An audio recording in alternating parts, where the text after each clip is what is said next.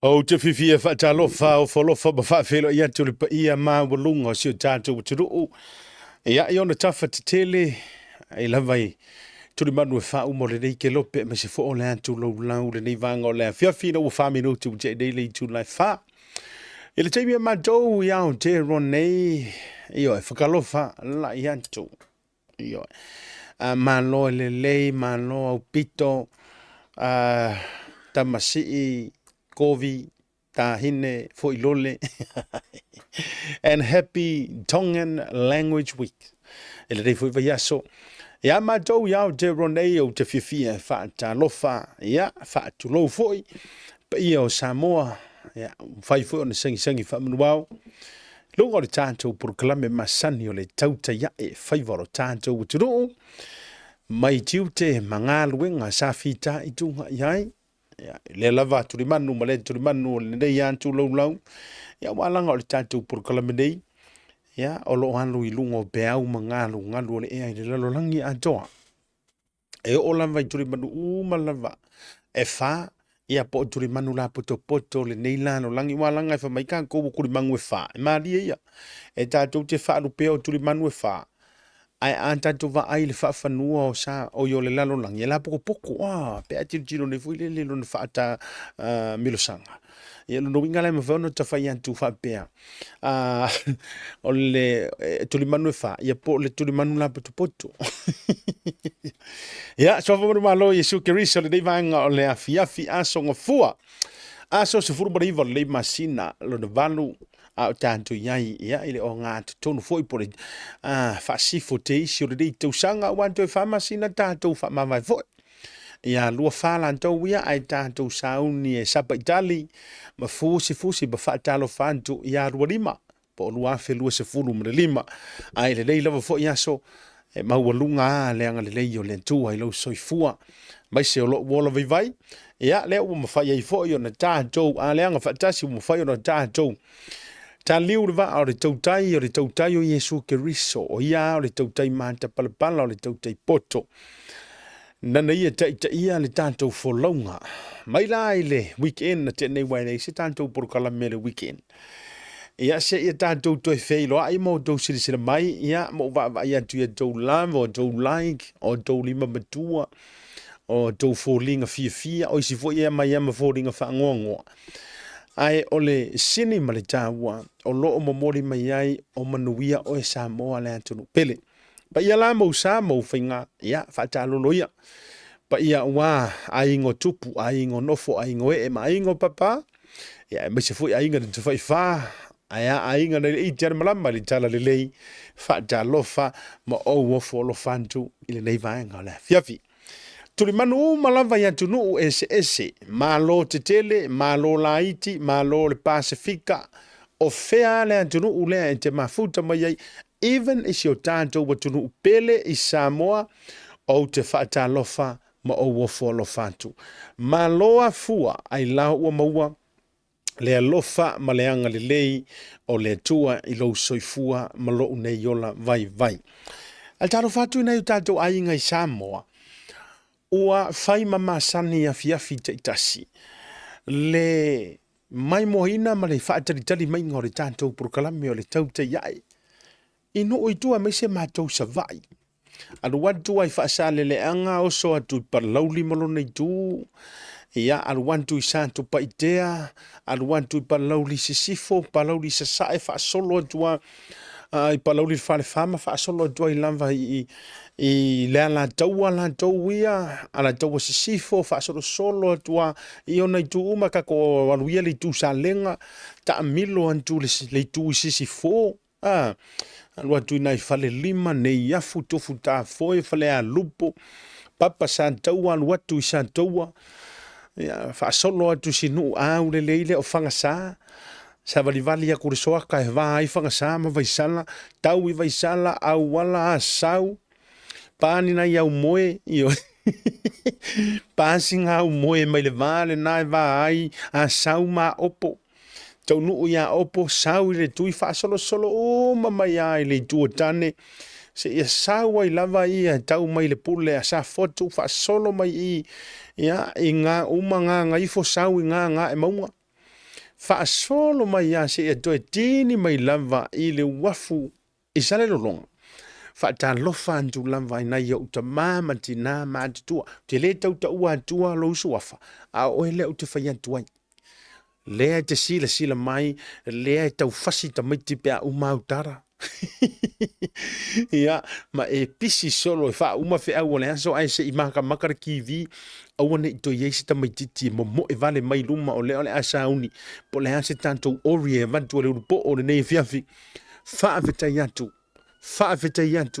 mo wha malo atu e le lava I upo le ngangana lenga o lewa au loa matana fiso o te mai peila I oe o si au tui ina le nana e mafuta mai fua ilalo e oe ko inga leo o fata o ka ele mai le e oe mai moa mai tala mai na siona ai ngau ko inga le ika kele ai le lava tara e mai moa ai mana tua mai fuila ele ka ngofia tara ri ma top up ya auto Digicel, Vodafone, ia po anisi o company telefoni o loo whaonga ina I Samoa.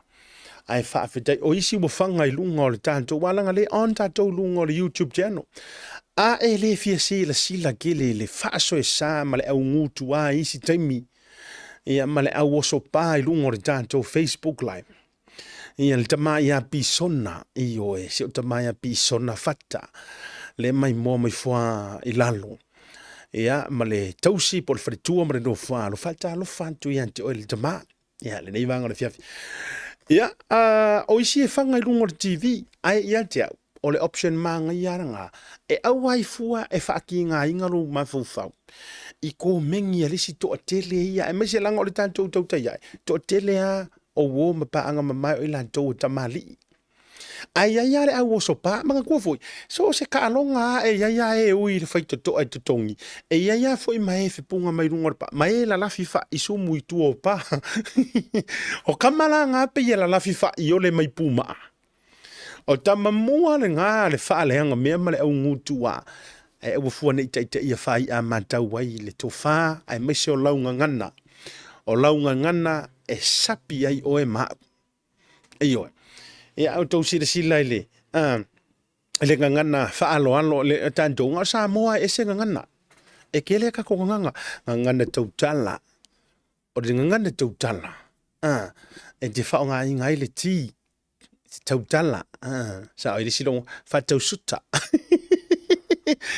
tautala o le ngangana whaaloalo ia e whaaloalo ngangana waso uma a vere kere o kako nganganga waso uma ia kama fo ilele pese ngana fa pupu ole ele manga ia wa fa ma fa ina tatu tama ia o nga fisa so ne tu mo ilan to wele o si le fie le ma fie mamna mai ka ki ilan to wi wa anto ia isa mo yo lan to ma fu fa mo lan ma le to fa ma le to ran ngana le tau tala ngana so uma kama la ngale ela vea mai marka ma fu le slang le fa Britannia le slang yo what's up to where you going la fa bena a tu mai la ya ta to ngana to tala wa so uma oli ma escala e ma sadina tala no fa pena escala o kapoka ia fa pena ai anta to wo ile ngana fa alo o le ngana fa alo e kusa pe kele si maingi upu fa Samoa ngana le avise se isi fa mai nganga fa alo kele waranga upu le ai no ele o sa o na mau o ngana fa alo tu sa pe te fa o nga ina upu aso uma po aso fa iso ai fa alo la vala utala ma lo se fo manuia o fea anga iai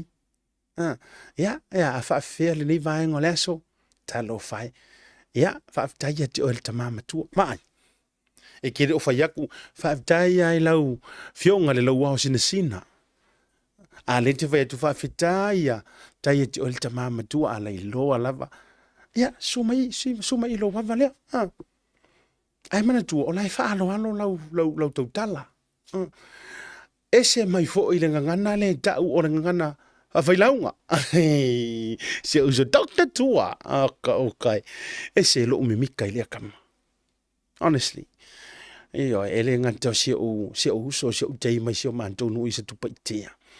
A o tamaiti lan to te avele le ina le ngole no umani tu malo tu lo fo inisi tu tele lang e ke kele ngu ia I ku kama ko feo ngai ku ia e pe o kamaki ar kipa e malo sia ya si os.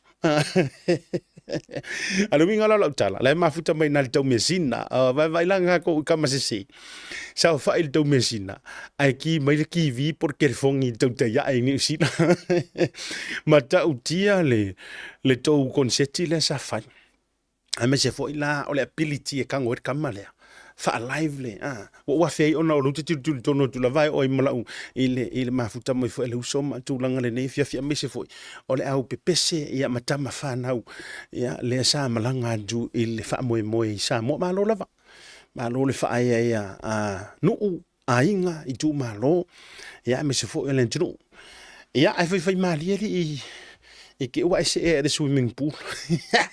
I ke wa ese e swimming pool le tau mea sina. Ai oi mo wa sintinga. Ata lo fan tu ila. Au fa antu lo tale mano la vale onu sai. Fa dai le fa antu do le ne ya songo fo. Le ka kira songo fo. A wa tu te pole. E ka ungo o mai lo fo I ka ko po o mauru ka kangi mauru I ila. Ya ai meselan tantu ta mama tu al tatu fa auru mingi mingi. Ya ona tele fo ila ia le o tala mali era wori ia e la tato ia pinga ngana e la ngana fa launga mana tua mai la man tua ngana wa so uma ia por nganga e ke kaukala ia le pi fa pupu a ele la va fa umio fo u tale so a uma ngave me ngai kai ngai le piki me me ave yuka va ya ngana wa so uma me nga awa ai ku sala wa fa ya kuloa ala wo ngai lo la wilo le tama mal tene me ye te mina duai e ta to mai le ngana fa alo o nganga la nga fa alo o ngana na te tau ona o rua mai mal me ta o ngana tusi o ngana tusi e ke kuskusi ai va nga uma le ti tau mo mai va nga ngana tusi o le ti I'll make that correction. O nganga tusi kamalanga ta lofa lau sasunga awangi e kuskusi ai saura ka. No, ele se ngana na ta tau foi le nganga kala nga. Tango le tusi wa ta dono mai umar melo fai tusi. E momo lava na sirvi inga ma aso lai fai nga kusi. Mo la wa fionga ka nga uma. E momo la mon silvi inga man fa tai le tu ai tonu. A le nei lau pepa o so fu manu e pe. Kamalanga ngang tustusi fa ngati. O le ngana fo ilale na. E mana ia ai fa nga mai ai le ngana fa alwalo. Ma nga ia. Mana le ya la kama o fa o tane le fenga ruenga le tasimaki. Mana le ya ai me se fo te mini nei. Esel nei tama ina tu lo le so ma ole fa alo ya malanga ngana ya mata tu umana ole ngana fa faila unga nganga la ngale ke si ya nga upu mai wa uma me uma le ke fai kau e o so me ka kusi mai lunga ngana fa faila unga la nga tele ala in ai por fe weli sto tele ia ai wa masangi ia matai ngana fa matai al na ngana fa faila unga fulna ioi wa ile ese makai ese faila ese launga wa ile launga kau le o fa tau o voila a fa pe o le tau le nei le fa so le al fa so ma le lofa a fa pe o ese tau le ai wa e langona e ai o ia malou o langa tau mo fai malo o langa sa ili wa matua le leilo fofonga wa e mafau fo ia fa mo nia ngale tua mai fa pe fo ia ai ki le imakai o le fautuanga o le alofa le ute vatua aua e te faia fua to finga o matai yes a fai fo yo ye se o se fa sa mo fa pe mai a poko lolo nguku ta nga ku ro le lunga ke faia le launga fa matai le hai lea ua ofiso zoni atu e se nga fa kuanga yes a faia te se la fia ele o se matai tu u bea le fai vo matai o matai e ye le launga Yes. Kula fale po or kamali. O le latou lea anava po le latou lea fatu ai ngatausi. Au wa foi ni o tatou se tia fa pe mai ua popoto tatou ngutu. Ua e sili aku sau whaukanga, ua sili aku a waranga upunga, ua lewa ngao, ngai lo ngai ko inga ngai ko kongo e kalesia. Alu te tala noa tatou ia i waranga o mea, e le sao sa moa. E sa ona lau tala. E le ai, ma le ai ke le mo se whai ngā ngu i sa moa e whamai. La lewa, kofi sa o ma ri kaure le amakua kofi mai ruma wha sao wha i po o la unga. O ngol le le rungu, le ma sa ngā mea. E ta ai ai whala oi. Ati ma le lau. Mai mawai leo sesi e tausia le whanua ma te uia lo a inga matulanga whapena. Ono whate au ema le nuu ina me wai le kupu. Ai kele la inga kupu ya kungu i fafo. Ia wa vatula u fasoa. E tele na tupu ya tunu i fafo me ia. O le aula fautuanga ma le loto le lei ma o se matai fo i sa o soli muri vai ma over ai. Tūlanga uma le ngata o se o ma o matunu i sa moa. Ia o le au mātutua no te tautua mai ai, matulanga whapena. A e si la fia la vai leo o e se makai, auangi e se e kia na malu o le taitai au. A e mana au te tau mawhai e tala maalia le melea, ia le lau kong whai karakara maalia. Mana ia. Pea e te ue whapea mai, si o ngā mea ia e ngā kai sa moa le ai, e se se. E se se le maulea pea whapea te whapea mai. O le mea ngai ngā kai sa moa. Ar fisiri la. A faila nga kai sa moa, e ke sau sa moa o e sa moa, e ke o maingi wa inkia. Le hai. O tu ai ngā mauna, e mau ai meo tangata e o mai ele i o ngi whaakaure le ao lan kongu. Na o mai lava o tāwha whao. Turau. Nanga e le o ventula tal. A fai o e mau whapena le na mau e se sa moa e se inei. O e le si le na te whao sa moa e le i o se whale o matai. Mei pi o la wamea sa whainga o whainga ruenga. Ia po le usu fo i e pele mapur make. Yes. Ai e rongo fia le tangata. Na whaatau le lea. E malama le sau whainga i sa moa. E le so na si i se vai. Si i se lima. Ia. O le tu alalo la le na le ava tu fo i le lua. Mo tātou ia e whamatai. Awa ke ia wa. Woso mai e tātou i le vahenga le. A whape fo ila o e wale lei alo fufonga ai lei eisi koi inga ave pe isto ina na. Tu upea le tiute ma le mata whai o le mata ia. O ia e whea ngai male. Ku ilunga. Se pe kasi ape lua angi angkala. O le se senga la lea. A tasi lua le kau mawhai ar koi inga maku a pe ngale kasi a lua kolu isanga poka. Te vai e ta ape fia. Iyo e ta ape fia. Ena. E ka api fia ele yangi se fa pe mai. Nobody e alu mawhaingi kala makala ula fa pe. Ala vai lene kulau le nguku va lea. Ia lang le no. No walava le matua ona tausanga. E ano ai ni ana upu se lua pe kodu. Bona varanga. Na o kama maku kuwa fu ile koe kama ngai le koe oi au vivi o la unga ele koe oi ni a. Nga kasianga o nga lua koru pa marka mai pomu mali e hui dili. Whakarie ai. Uma. Dena? No winga lana e na whai tula te tala. Ia da ua i o le fo i tu ana lo e vantu ma mo tātou fo ia ma ai loa he oe ye le o sau mea nga a ua te nau iai. O no le le tu ki amisi a ule ku ka ua nea. A e kango nge ye whai. E la vatu la o whate inga le ye te oe. A e ku nge ilunga ia la uvatua le mantou le sua fasio mantou ainga ia mar mantou no. A e ku nge ilunga wa o le asiaka ngai ko silfia la fonga sua fasia ta ia mantou se tu paitia sio mantou no. A fa pe e ke ku onga wa e mafau wifo o sak paikia. A te tenga. A e ke le imakai po le halava o le tau le lea. A le wa uma e nga wa fa oso ha o e au kama fu i le ko onga nga a le ko kisi fa moi alo fo mai au kamai e sia ka kulunga si ko oi fa ye ku man tu fa langinga nga fa langinga le set le la wa ma fo wi fo i lo loto o mo ia e ka unga e kulunga fa singa u kala wa le leilo ngutu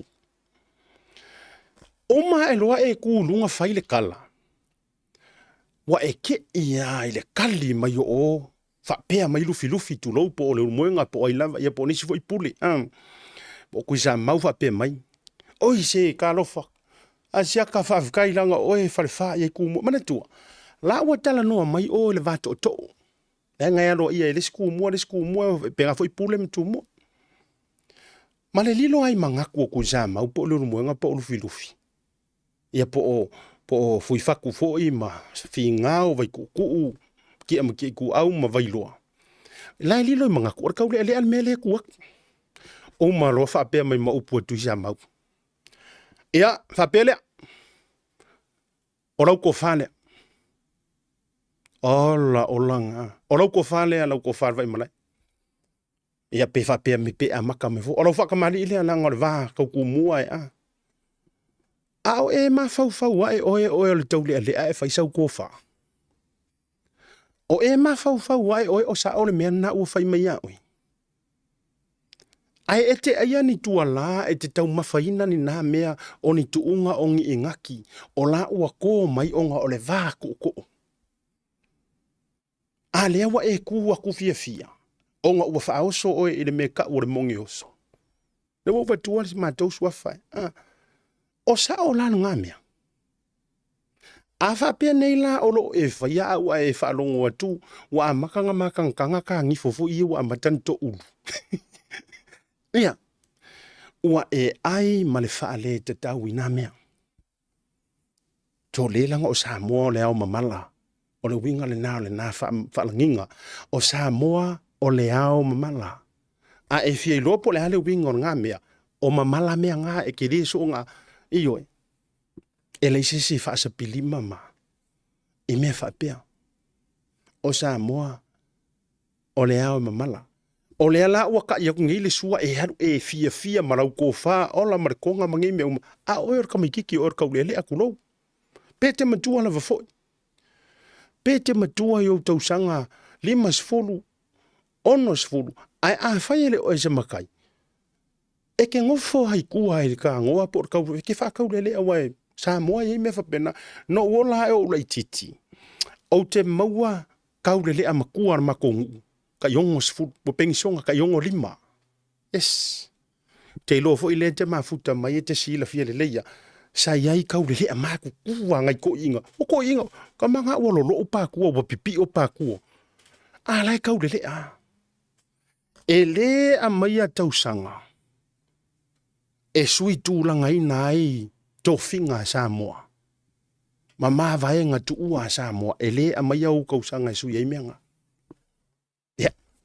wala vang singa mea tate vatua o la ula tua la lo afa pe fo yo le te fai fai le na mea ai wa fai wa e vai tunga wa amata na fa le tonu ita ni fo wa amata na po iai oi mai ia po wa amata fo ina na ese ya malau tau tala o tau le e mafua mai e iai mama la na mea na fai fa le tau ata lo fa tule e o se me ke fe ai au fu ne fa pe mai si a me ai wo tong fa le hai ai le o fa fe an tu tanto a o le me lo fa le nine tau tino ma tau sa ai a fa pe o ngai fa o so o se si on le yo lo fonga ai le o se ma tai pike fu le anga a palasi mai le mama la yo me na ma tu o pa de tu e le anu kang fa so o e fo ya o ka lo sia la ai fo nga ka ya o ai awang i mangiangi ai mangifo ka mai.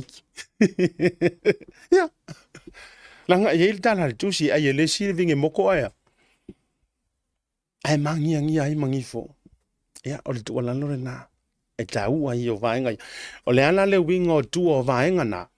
A fai wa e lo na wa lava wa ta pena me umalava. Sa mo lo fai lo ngofo. Fai lo nofo.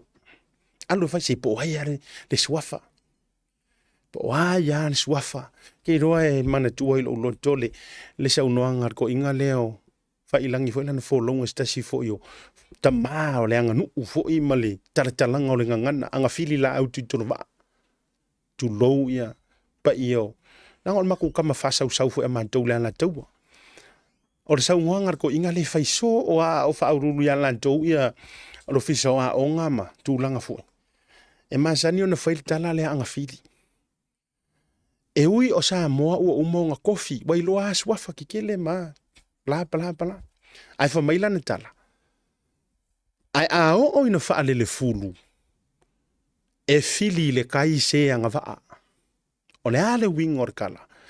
A faia o oe or ko ai e anga vaa kula wisi. Ia, e ngake a vea mamalu o le kumalo. O le makai. Makai le vakuai.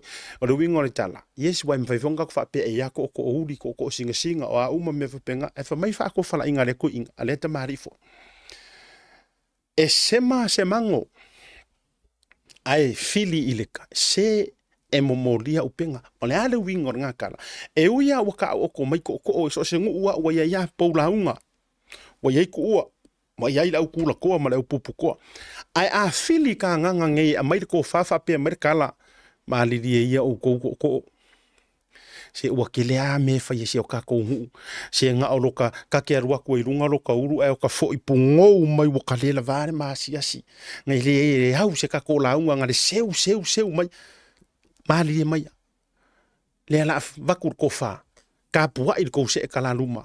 Ai a mai kama le si makai o makai e me skau le ai a mai kama le oro o lo sului e enga ke ver ko o asiaka mana la ka a lo ka kala mai yes a e fie kri kongu li tala le te vetu sa pine le si sofa ta o sofa so muletu tu tonu le manto nu u sa tu paite yes ai fa fonga mai ku lo pa i o le manto nu sa ia ile kaimi sa kausi ia fa u kau kanga sumurek a sumurek ele o la vea i tapa au le fano no fo apule ma me tu fier kausinga kama ia sa fai kama maku la kau ai o ngore ko fa ngaka kala mai nga nga po ko inga ngai kiro ko ko inga asiaka ngofo fero lai a miso samuel oi e sirsila o ai se e ku ua e fa ma malu ile ngu o langa la unga ma me fa pena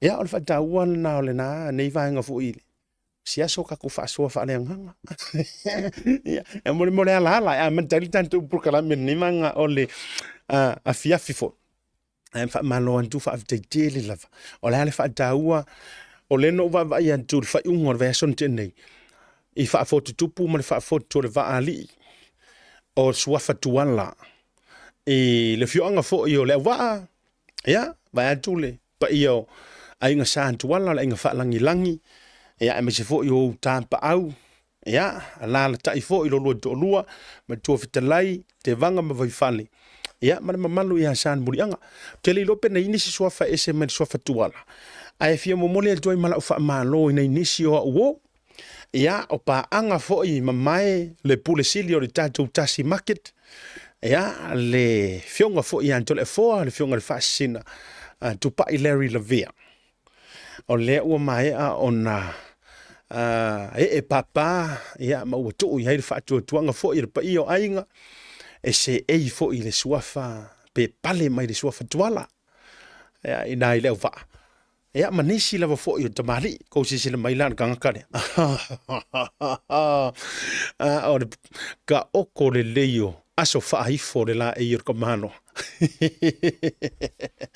ya dalo fanjula ia le congratulations i lau fionga tuala tole afoa Larry le tuao tupa i levea ya i lau se ei mai le sofa tuala ya a fa alupe tuala o le sa oli malona fale se fulu tulona le fio o sala o le sa o vitalai malona fale valu ava i ka ko ia o le ainga fa langilangi fo mai nga masa sai ele lang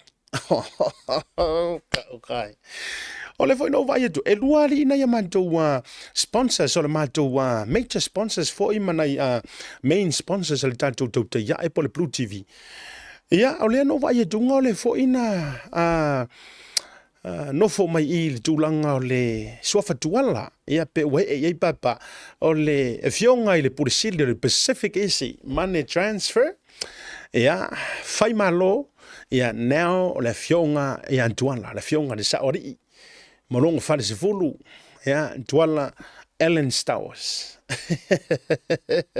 Congratulations. Ya, o se fianga na le loto, le fo ilanga o fia e fa so do ile amatanga. Ya le anga na sama rianga le leia, le mafu ayo no to sire sire mai o fa o pea le tautua male o nanga ale tanto Blue TV. E mesio le tauta yai. Ona o le lango lango suaina. Ya e o tātou whaasala launga I le aso, ma le aso. Ia marako o kele lava. Ta te re tau whailo antu o tau suafa. Ma le ano anoa I o nisi no te vai tuai. Ia manuia lo tau tūlai mai. Manuia lo tau pale mai suafa.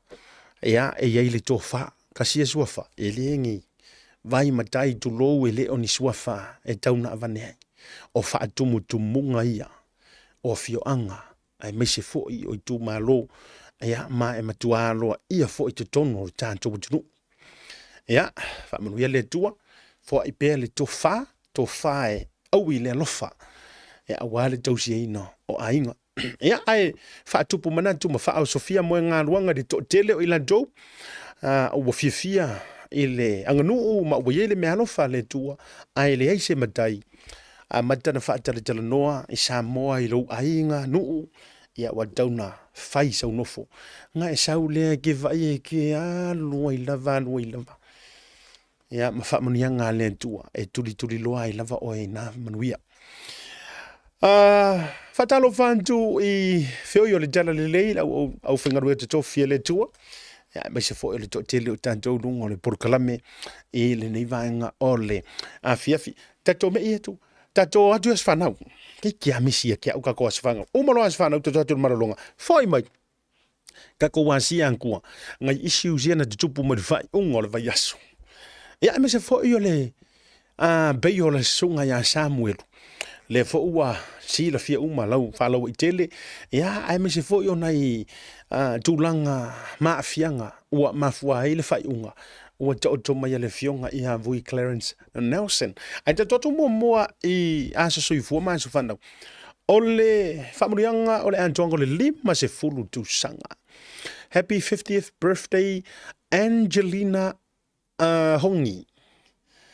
Kareta Whawangali. Angelina Ia whaamaruia le tua I le antoanga lo lima se fulu tausanga I le so. Maruia tele le antoanga lo lima se fulu tausanga Ia te oe le to'alua peleina. Angelina Ahoni Kareta Whawangali. Alofa le tua toe whao popo ni siaso mo lo soifua. Alofa anga mai lau honey bunny. Whapea si tafa nau to tele na wa o ka e fifi. Ianga le whaia. Avio lai. Vai ko ia whamanuia jai ma mole jai whamanianga o le ilungo le tātou tau teia. I le reivanga o le viavi manu I tele la jangaro lima sifuru tau sanga to fine Angelina. Ia lofa tele antusi au hani pani ka fio lai. E se fo inga hani. Ai ko sa mo male pani. O lan pani le. O se pani la piti po se pani popo. Ai ko no vatalo vantu ile tala inga ia le rumonga po vai malo yo pula o bepe ka lo fai o le tai fono o le fast supporters ia o gila ni nei uso duala mua le ai le fanga Olo na wharupenga o le papa na tausi e tūmu. Se ke whai aku se sa o le whawhinge. E sa o le whako ka ngaka sone. Lopa tele atu. Ia, te alusa tulou le to fo e tausia pa I o ainga wha. Ia, la vea I mal ainga santuala. Ia o mea o mai kausia ke kausia fo I le urmoenga. Ia vantu ia matua fetela I fo ia san muri anga manantu. E ke roa kausia mvai fale nga ke roa ko onua lea ia. Ia tato toi fo I mai langa wa esia koe kako pangpopo. Vamuri antu le ajoga o fitu tausanga Franklin Vaiula Tepatasi Dui Molo au. Oh, I like this name, Tepatasi. Franklin Vaiula Tepatasi Dui Molo au. Maruia tele la toa lo fitu tu sanga san Franklin Vaiula Tepatasi Dui Molo au. Ia lo fale tua ma doe fa popo be ni aso se tele mo ezan. Damalelei ma ia e to anga ile onga tu lo tala no so. Tu lo tala no so I to tonu po tua onga. Ma e fai fesili il fai a chale ia la ka o fira onga. Fai fesili il fai a onga ia so uma e te anua ile a. Ano vaanga mai na yo tu fa fine mana yo so ai fa sili lo faanga mai yo matua ia sita and dui moro au of Seattle Tacoma ai mai se na yo ainga ile nei kelope. Happy birthday son. Va ila ka ko ifika fa fa e mau ki ngoa foi or kama. A faya ngaru le o nga ngofo ile karing fisi. A le o faile ya le mo palo ako inga ai mana ye tele.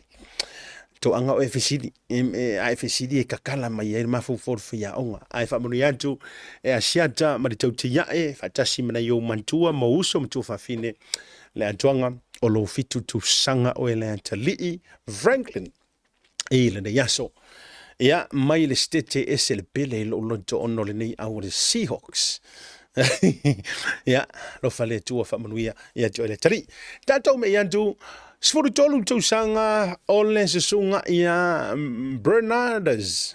Is that right? Bernardes. Uka. Mua mai siala. E maka ukia ingo ka miki wa ye ngi. Happy 13th birthday. Ya mo oile jali. E mo na si le fa jai le tua. Wa le mai oile jali Bernardes. Mua vai siala ule se furu tolu tu sanga ile so. Asos furmariva masina eva lulua felu sumre fa. Ia lo fale tua, to e fa poporisiaso o lo wolanga tanto te mafutai ne olanga le tumau. To anga ila lo tu matatano ile tua e foa ila malo si malipoto ia te o ile tali. Fa bea mauta alonga o lo e whianga iai. Alo fa anga mai ia nana, ana, Bulea yese from lauli and papa from lefanga and I fale se la. Ai fa sili ai ma lo faanga mo oe zan e pele ile loto. Ai o matua ia murianga Belenanto Domenico Sialau malo tina va ainga viki fautua a fualo. Love you son. Ia fa popo tuai ma lo faanga asiata male tauta ia mo oe lantri ile nei Afi. Ia marisia ua whailonga o tau wasa soifua. O wawai e tu ele neile asa soifua o le wharitua se uso au le leile ia au nese green. Ia por sunga se te whano wailoa aile momo e rakamanga I la fo iaso. Ia ile mailo le varu se lau mare tele lava o tu unga sa whea ngai whai masui o Samoa I ta'alonga o le Pasifika manisi o ta'alonga te tele. Ia Famurian tule tual antuanga ia po ole asa soifua show fre tua siau mana mea ile so ia rangata fo ila ilea toi fa vitian tu ia isi utina le antuanga lona iva su tu sanga sa faila sko nga la tale la tu na tu lunga me se fo ia sa maua mai ia lo vala aulia le antuanga iva su tu sanga o ke le ready to take kungia lunga ka ko wakalia sa ia pe tai o le tau mawhainga lava ina ia maua le malosi fo I o le tino ma laina le maua se avanoa e awa ia duai ia aena ona o toi whaafitei tele a dulava ia e tu sai o le vala aulia ia e me se fo ia o le avanoa na maua mai e ui e lei awa ia duai e whaafitei fo I ono o le amana ia ono tūlanga lava awanga waku nge yo ngofu ai o ke saua o mai o whaangoi me riska ko proklame telesia talu toe peiu ia atonga lo naiva se fulu tausanga te lo le tausu e mai lava ia tanto wata ia se te mito tu nantu lunga o yo le ia Mole to ia lo faanga me faafti tele lava asia ta mole to tele lava me se nei tamama tina ma tu yo la to waso soifua talo fatu ile se uso au le ia mata ilinga pasi ma le fretua ia koko ia ole tai fono fo ile ale fasa pora ziuta ma le lato fo ile lau sui te fono ia ma le lantu lau anto fa talo fantu I le vanga fo I le po ia ante o dou ma le to te le lava fo I le mafutanga Samoa le no o matai ina I Utah nga te Lea Washington Oregon ina I Portland fa pe fo California Manisio State Alaska ia Las Vegas ma le ano o to umolo mfaina mafuta ma le vanga 50 tato maralonga a fo I mai tato antu ina initial tato updates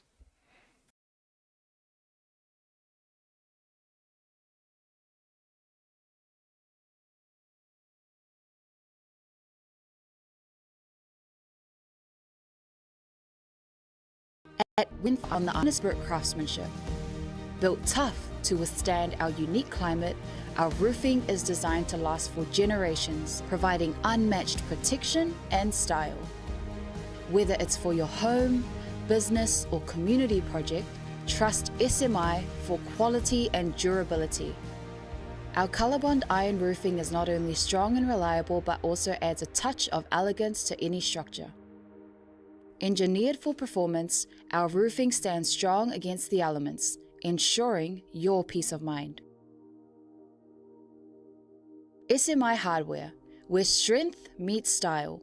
Proudly Pacific, proudly local. Visit us today to find out more and see why ColourBond Iron Roofing is the perfect choice for your next project.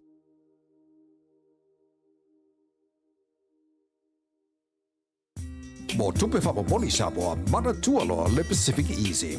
Olo fa wa pere tatu fa toa na le lima tala to tongi mo tupe fa moli be ai fa ngai le Pacific Easy mobile app. Olo ba no for the direct transfer deposit sa wa lo tupe le tatu account ma fa tino la foi no tupe fa moli lungol telefoni ai nga fa bitoa. Io e fa sauni lo lo taimi mau tupe o tonga tale pensini ai fa ngai le tatu Pacific Easy app for the direct transfer mo tupe fa moli. Olo ba no for your tatu officer your tara o tahu huma mangele po tātou la silia ma le fitu se furu fa sopoli ai New Zealand. Mo disa famtalanga wala aule o Barcelau o tasiono ono po numero masani au kilani o le lua fitu ono fitu iwa fitu fa po le lua fitu ono fitu iwa barfa Pacific Easy o la ba anga mo tupe fa mo boli Samoa.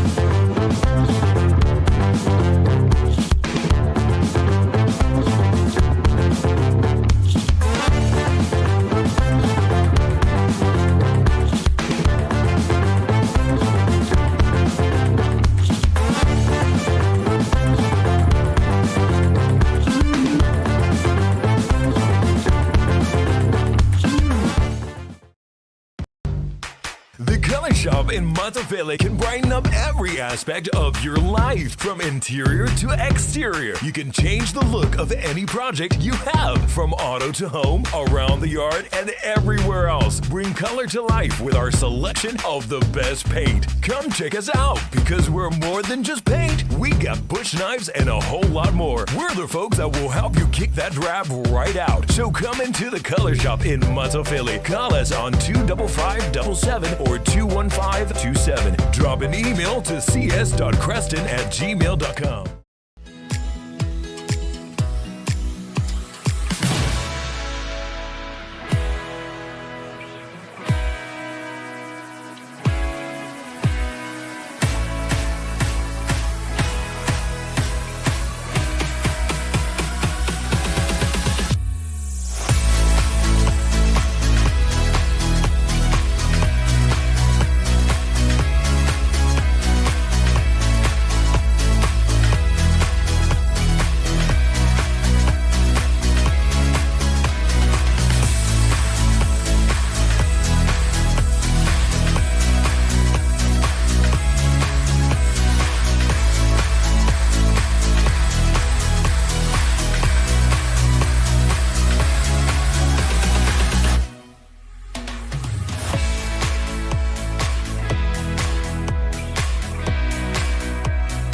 Chemiro wati leo joy se fulu minuti on ta leo le tu la lima ta fo le lima le chembe ma joni usere tātou watu fo ila i Samoa me se Australia join mai ai. Ia tātou vaenga fo i Manzania ia songa fo te itasi. Ia le ainga saulu papo o ia malantou tamama tua e tele ai na ngase. Ia songa fo o le porukalami. Le fionga ia sila mau mai korokota ia whapea le tō whātui wasa aka Elvis Modi. Ai tātou te reo atu i tātou updates. E fia whaleo antu le ngang whaafitai mai le bulenga fo ia le tātou Blue TV mai se fo ia o unei ma le pokalami le tau tai ai. I le sunga le li loia ua maea o na tautoina ia tūlanga fo i le pā i Samoa ia malama ia i la tau le tūla fono. A o le fionga i le whaululunga po o le purisili o le matanga ruenga o whamasinonga. Papali i John Daimalelangi. Congratulations, brother. Ia, to lau yo o tu te tili. I le whaiunga fo i o le nei vaiaso le nā vaiaso o tona iatu. Sa whai se sauninga, whaapitoa se sauninga alo ia. Ia, alo ia ai, ia, ma vea ai loa. Le sunga ia bali i John Daimalelangi. E le ngata o se olo tu maulo na tūlanga wha CEO o le puresili o le whamasinonga. Ai wa vea nei o ia malo ia. Ia, mai sika koe paki. Ai se paki ko i whamamafa mangi au lave, mangi au lai ki lunga. E le reitaimi, e tātou te momoli whaatasi ai le whamalo i le antamali. E se le manui o lo to i le savalinga ma le finau o le nei tama, tu lou a le uso, tu lou le swafa a mese foi, ia leanga e tatele tau selu e peino whai atu. Ia, i mātou tū te tele i sa taua. Ai, tau sila sa moa ai le journey ale, sunga ia bali. E le i a vea whaingata, o puapuanga, o mea leanga, o a uma mea na tau mawhai, po ai lamba, tangata e tau tatawa i lalo, ioi, makikinga i lalo, ia po le lava le upo mwhai o na wha matalaina. Lana tautua malo sa iai. Ioi. E le i mawhaia e nāti ngā mana whaingata o puapuanga. O na mutailo na wha moe moe. E au kara le aposkolo o polo. Ioi. E yeri me ka ur wha moe moe ola. Wa e yeri si me ka unga o se wha moe moe pe o se foi whae e li tau. E se just wishing fo ngali. E yeri me ta ur wha moe moe nga ola. O le alewing o le namea, believe in yourself. A whai mai e ke, a whai mai e te le mawhaia se mea lea, alula iai. Eoi, tangola e mantua tau i aile se se. E whape nana le winga o lau tala, whaafte tele i le atua. Ai, e whaamalo i le tamali i fo i po le uso. Ia, ele ia vea le pola e mo tutua, ma vaenga na noa tia ai pe tau mi ai. Leo langa tau ma whai whaaftei tele le whalitua. Whaaftei tele le whalitua me se fo i ole no whalo. A walanga o nge ia mea whape nge ia kaki whaiaku ka ika. Ia, e a ulu a ta whenga. Ai se le futia vai singanu. Le ana ta whaiatu. Ona ole ua tātou i le soifuanga ole man. E kau whai mai losinga mea ia te oe pe whaafitai a mai nisi ia te oe e ia makama hui e kami mai kua e matua mili lo pā kua i porofeu. Ai e kau ai mai ala ma ai to ai ngata peila o le sunga ia pari le whai ngā fo si kama nano tala no I'm talking from experience la fu e whai ia kia ungi kai. Ai e mafuala no whai tu le upu lea whaafitai ia te oe le whalitua ai mai se o le no whaalo. I specifically thanking you tonight. I pokalame le nei. Pe au e maua po se taimi fo. Ia, le whalitua. Ia, le silaka ngai le ainga o le fionga nan minista. Man, lea, there you go. Whalitua. That's why I chose lea ka lea. Whaafitei tele lava. E te le i musua fo i pe te le i give up ai. Mai fiu ngofia mai whapea kumala ngai whapea fo le whaingoa suifuanga. E anua lua whapea mariki ngā le ainga. Kei roa, do you know what? Enough is enough. Lava roa ngā mea langa ele ngā kai whai mai. Oi, ai whai mai ma, u whai mai makamiki. Ma vai. Ai whaawetai. Ua le apo le pola e motu mai tua. Malo atu le ilau tapo inga. Ala lea ua tango I ula, ua tepa I ula. Ea ua futi manu ula. E lea lofa, mananga le leo le tua. Congratulations once again, brother. Ea polo songa le li purisili. O le whamasinonga. Ea, sanga ia ne ai o le tai o ka malola. Ele koe, ele koe ula. Ita o kara le sifai supu ngā mā kou sa vai. Arka ngana I supu, aka orka mai pi akila lo foi, aka orka maro le ula mai. Ona mai ni toi una ia ite. Ele koe unga se sira kwa ma. Ea, fai mavi inga o le tua. Mea tātou te whaia, a mai ase ngā luenga o na tātou whapei fo lea, ia, o tātou wani au nei leo ngā. Ai ave I le tualo na lava vi inga. Ia, e mea uma wa tātou whaia. Whamarosi fo ina mo nisi o tātou uma ye. Wharitua I la tau, teito lua o tausi, nisi fo I o loo. Tau mawhai, whailonga, o a uma vaenga, uma lava mtulanga, malo le lango sua. Tātou o atu I tātou update. Tālia I fo I le join mai o le tātou au wa amasani. O le asofrele le janei le wha sifonga o la uporokalame le tauta iaena o mauai le unga. Ua le manuia le beio le sunga sa mweru le sa apili le whamisinonga maangulunga. Ma le tua Santalia, pe sa wha leo le wha I unga a le fionga le whamisino o le whamisinonga maulunga vui, Clarence Nelson, Santalia. Ea pitai. O lela ua whailoa mai le te leo nisio ana mafuanga. Ua whailoa le fionga le whamsino. E iei le vaenga I le whapiritani o te fia oto ina mai. Ia antau mawhaiwhaila ia le whaasamo antua o tilo nau tau sila fia ai mo nai tamama tina matua e le o ilungo le Facebook la e whaataritali mai a asiata se I o tango e whaamanino atu. Le lana alantu. O le vaenga whamai. O le vaenga, le si vaenga mo mwanga denied ai le peio le sunga sa whamai. O le tūlanga of significant risk that he will not appear for trial given his uncanny ability to evade police and so on. A whasamoa, be a whawhaingo fie. E le karikongu le whaamasingo. A kakala I kua Samuelu. E ongo koe alu atu e tūlai le aso le ala ato lau e la atu e tūlai ai mo le whaamasinonga. Pe e au na te tala mai, sola loa. E le toe alu atu e toe tūlai. Ia. O le langonga na ngā o vui. O le fionga ia vui Clarence Nelson. Mai o lona le nā manatu. O le vaenga longa lua. Whamai. O le si vaenga e whae tete ai. O le tatala I tua. Ona tempered with evidence of the prosecution's witnesses. O le winga o lea vaenga pe atau whaafai fie. E le taritonu fo I le whaamasino. A tatala I tua Samuelu. E iai le awanoa e ono sui ai.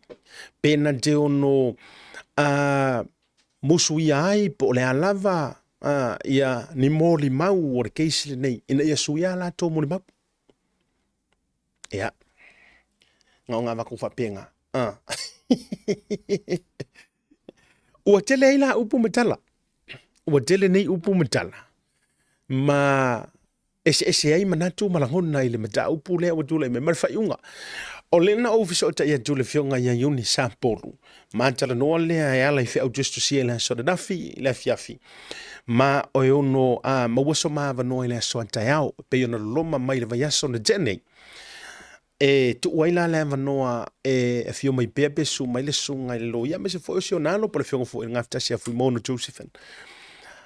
E au mai se la ua take ia mas fa maninonga fa le tula fono tu sol to auto mai. Ai po le foi le sila sanga. Po le ala le sila sanga le o le ata auto mai. Ai o le na sa wai tu ma wili ilinga. O le tūlanga foi le o le loka ianga o Samuelu na o ia lava. E ave ese mai. Ma ila tau sori tūla fono to tele o lo tau fia. Lo nuinga antu usesi tu nga o Samuelu alonga pok. Lo nuinga la afa bea tau fia tu nei fato anto e apia tūlanga foi le kausanga fo. ia ai fo le masinga le ko au kuso e a peiva e la masinga ana lono winga ya tangia mai enga o ia fai mela nga poku longo winga ai inga i kula ka kala e alu fo ile le sei tau sa vali fafo po le ala vale tulanga ole fata utonga mai ngole ole mea lai o kupu ko inga me fa peni talo sia e o mai ngo wale le ngai ma le udo samwetu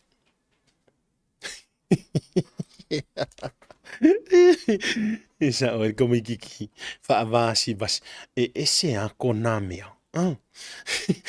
eles kami kiki fa avasi bas nga man to fo e fa ko ese a nge konamia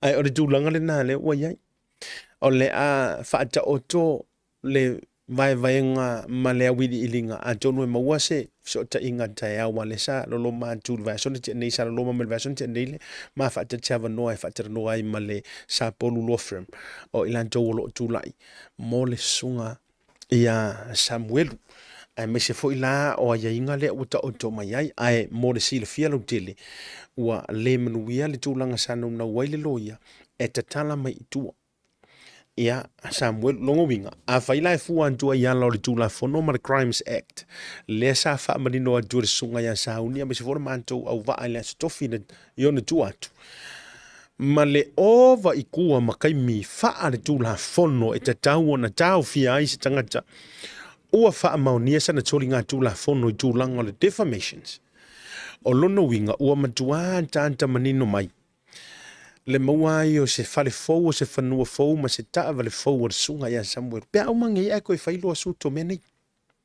e kau kere nga kia that's public informations o lai sila fia le jotele ia mana tula oi o fafionga i fa masino pa wala to me fai la to fa masino nga ia o la to alenga da e through guidelines o uma me o tula fono ia o lisi me fai la to discretions fa to fa la inga ma la to fu mau a o ngā mea uma. A uma enga o koe kua o paka kua a ngā i le suina o le malo, wai le uma enga koe suu whamsingu pe oa. Ea o tupe uma fo i le malo e whaata penai. Ia nei mea. Ai, o anula uma fau fo i le sa mo wai peina ta whai atu. O tau whina ngalo uma maloto le to tele o lo tulia le mata upule nei. Pe e se ha lava o loka umesa mwelu. Ar visili o te fia visili atua ia mana ia. O le aso fina ngana, o la ofisili dula. And this is straight from Miloka, o matua fele solo lo te tilo po le mafua anga i tua umo nei mea. A la ofisili leo ke mga ofisili kwa imo tantou, le lungo le porokalame mai o mai mo mai. O le aso fina ngalo. O fea tonu lava i te tau, ka kia wa umanga ko wor kuskula fongo le Crimes Act. Ele si vaenga au ka famakua ko vaenga wa umane tato wo ye fa madino njure sunga ile loia ya sauni ko lua masinga le maximum te tau wai ona loka ina le wa fa maunia po se wa fa maunia sana solinga tula fono i tulanga fa apea defamations a ole mele le ka ki vai ku ngai ova le uma savali le ono o sari valu. Am I right? Yes, valu iva masinga. Ka fia le sunga ya Samuel. O la ia fisili o te fisili tua ya tatou nei. O me ta o fa masino ali tanga te tonu tanga te yona manatu. O fea tonu ilo fina ngalo e ta o toa ili saunga le muor kamalea. Wai tasi ale mafua anga la ua lunga. Lea la inga popole le toa tele.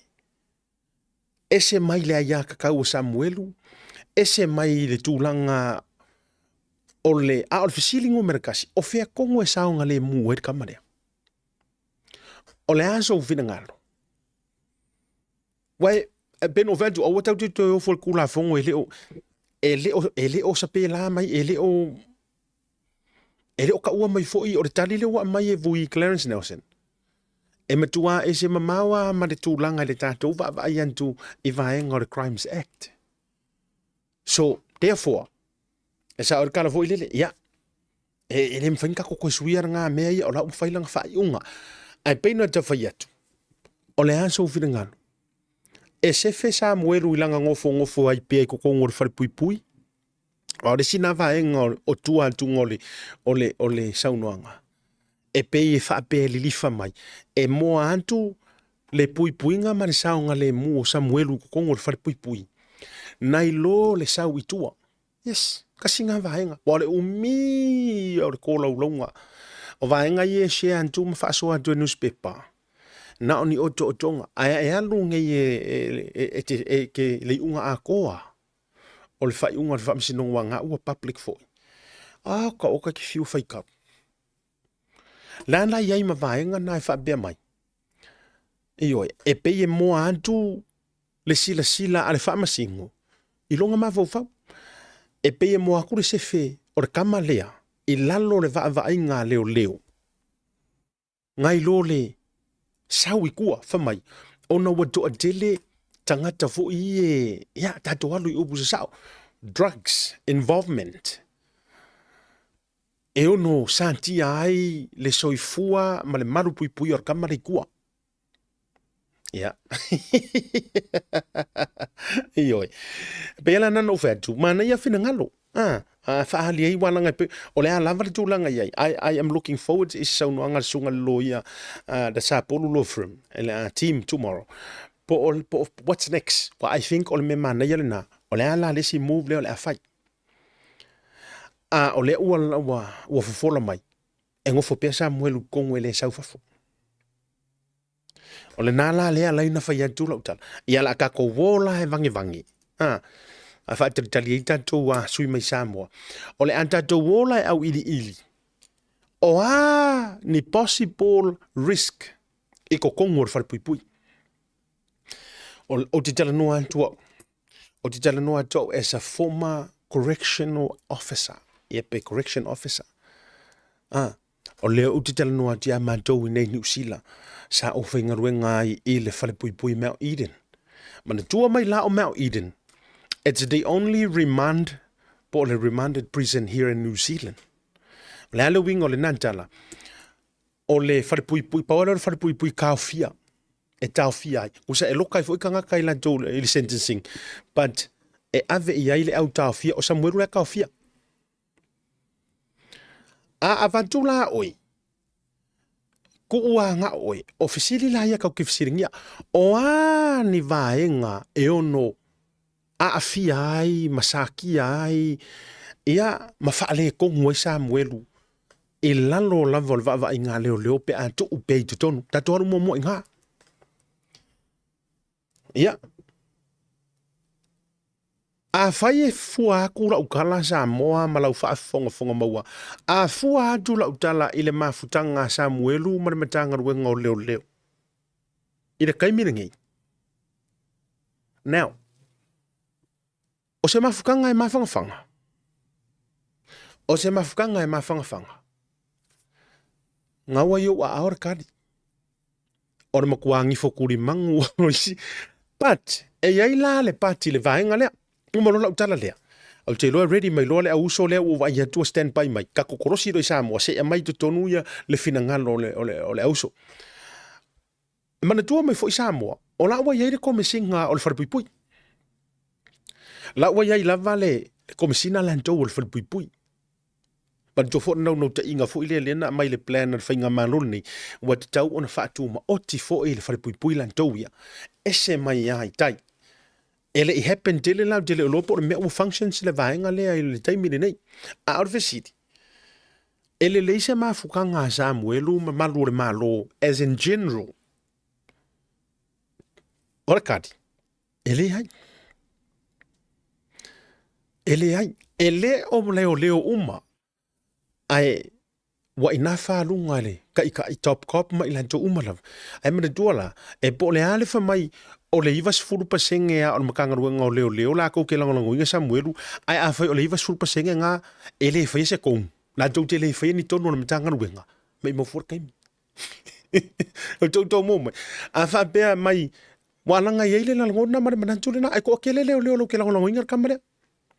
Ai a fai o le nei to tele ele masesia o ilan tau te fia fai se tonu nga o kama sa o la sa fa mai lunga i le si sifuru pasenge. E mai mo fuala le taimi e sa oi fuala tala fa mai. O le to te re o leo la langolango inga Samuelu. O le fisidi langolango lea. O le fisidi nga. Wala ngai tau whaati ngā talinga I lesi taimi. Ma o la ufo I lea tu walano e vatu. O ku walano le vatu. O tau fo ia malo le malo. Whoever, whatsoever or whoever, whichever. La lava le upu e whikaui. Po le alo kou fai mai I kua. Ma tau ta send mai, ma tau ta noa mai, ma tau la lafi mai. O tau e lea ngā rului. A kia ia ila kou o ese ma maka ngaruenga po wha mawai. Ai a wha pe olo e ngarue de kei mingi ai e meri mai po olo e iai o langona e sa o le leisa mueru ai ngā olo ngofo lava ma tau nofo. Ala utala le uta whai atu. O le matua mai mau ane taimi alu le lei whai lau ngā luenga. Yes. Alu le lei whai le ngā luenga o oele si whaatere sa vili le iengi. Ma fuana o whai atu e te whaatere sa vili. A e te pala ai. Tato atu nunga se mai le mantu vainga. Ioi, mai o mga o se mai finga lo le anga tu o lo to lu o lo vainga. Ma tato vainga nunga former police officer. Po ilan to fu sa ave mani malu le malo. Ai o lo tala le uta fa tu ala ngor ko kile o e o mai fa mai siata. O ko kiki makanga luenga uma ngai leo sa vili ngai leo uma lava e la to te yo ina uma te vai telefo yo pou sa moa e la to te matua fa fetai mai o e sa o le o Alf City. What can you do? What can you do to help me, to help everyone a fight against corruptions? What can you do? Ngare pawale o le mea lela e whai ngei ngā olo ngofo lava ma e whai mai sa o le lei asi ai langa o ke musu ke ua kuri hau pala ai ia ioi o tanto uma are you just gonna sit there ma e kilo aku ma e kilo le se uso akangaka ai matua whai mai tanto atu se I whawhelo ai la uso o te fifia whailo atu o le o to ai le sa folau o le purisili o le mokonga. Ia, a me se fo o tanto po o mai Samoa. Ua tau le maua lava se taimi manei uru po. Ta iloa I le pisi o le komisina o leo. Ma le matanga ruenga. Pe tutusa ma le pisi le o vai atu ai ia I le auto o lua le o kiri fo nganga le upuro le pe lua ma le pe fala o te le mana o te le la no uno o vese upu ia fa mumu le to o lua le ia ma lor se fo manu sila fa talo vatu le ufionga ia o le sa o le ainga sa po Aro vazeta po mo kidia mai ta le tala no atu le via zeta kilia le so se taimia te sau no ai e ta ofi uma fe malanga I ngā va lele pe au manganu ngado le ea ai give way lo si fonga kiria lele atai tai zeta le via ya e fa malo ma mo le tu le au fa talo ko le via fia zeta ia le so fa manu malo ta tu oli periso fa talo fa tu le via I la talenga le vai malai ya mai sele te pulenga atoa tatu Blue TV te fionga nga tasi a fui mono male ye va fionga fo ile la una fau e ana le fionga misa ya o male pulenga atoa le tatu au pueata ya o e o lo fa mawina fa talanga ma ya se ya o la van tangata o lo pule ki poki male marka ko kofi ya e mo mole atu le au fa malo mal fa talo kwa nevia ya na tali wa ile tu vai le fa fonga anga male tali mau mai le tunu pele le nganga sa mo sifo ia masa mo sa e ma so se meo le langi yo te ala vale tafa o fa au nu ai sa iringa manuia ia ko fe fo ile tunu o e la fila fia ia le fi no immigration sa idio ia fa talo fa tu le nei tu la le fia fi ia ma o mal vai malai o te nei lo le uso ia mau po o tai la tamai ia ai o nei fia fi fa talo fa tu vasa ia mai se la fa fonga malava ale tau te ia ile nei fia ia lo mai tatu vanga nei fia siata alo va tai fa fela yantu o le fo ye le meri mai mau fo me le fiu join mai e fo le me o le fiu join e ma fu ana fiu e se le me le join mai ai io alu sa o le fale ma sa fa mai le me ma zani ne sa fa ye o mia le join le taina ia ai pe ia o le lunga tu vasa mo le fa pelo ia tu vasa ia o le matua o le tantu ainga tau no mai ia talo fa siata ia fa pe foi le so fa ia masila ia ka foi de pa ia la fio le makua ia mo ngaro kusa ia ke rua siata masila ia ke ngane foi taman fa te fe ma malemo vai ia ale ala o vai aku le o mal taman na malemo le lopo malemo fa semia se fai ma wala watu ya sia ku ka koso ai pa kalo fa foi pa ia malu ta tot no rom fai nga mau mai perka ko proclame ia so potetas ia o ngale tua ai le ngatai le ia o pa ia ma walu ngala mo sambo poto ia le o tato fei lo fo de nei tai au po nei fia ma tango fie ia fa talo fatu lau to fa sia nei va ngar fia tato proclamasan malole soi fo maua malelangi ma Ioi, wo vai atu tui vasa ese le tūlanga foi le wo vai atu fo iau tairi le taimi ia mamna tua o hele mate pia mate fatilo lo me ia ile tūlanga le tatu pulkala me ale mate vai atu foi le pe wa kauskaili fa a kuoli ile ne yaso e se mafuanga vasa a me se foi wa vai atu foi le toi pula lo soifua malo fou wina o ele nei aso. Eise mea mana ia fia wha so mai. Ye ke makauria fo ia siata e se foi a kemi ka wo lo ko langa. Ya ka ruwe me faringu yung ka ruwe fa ko inga fa makai.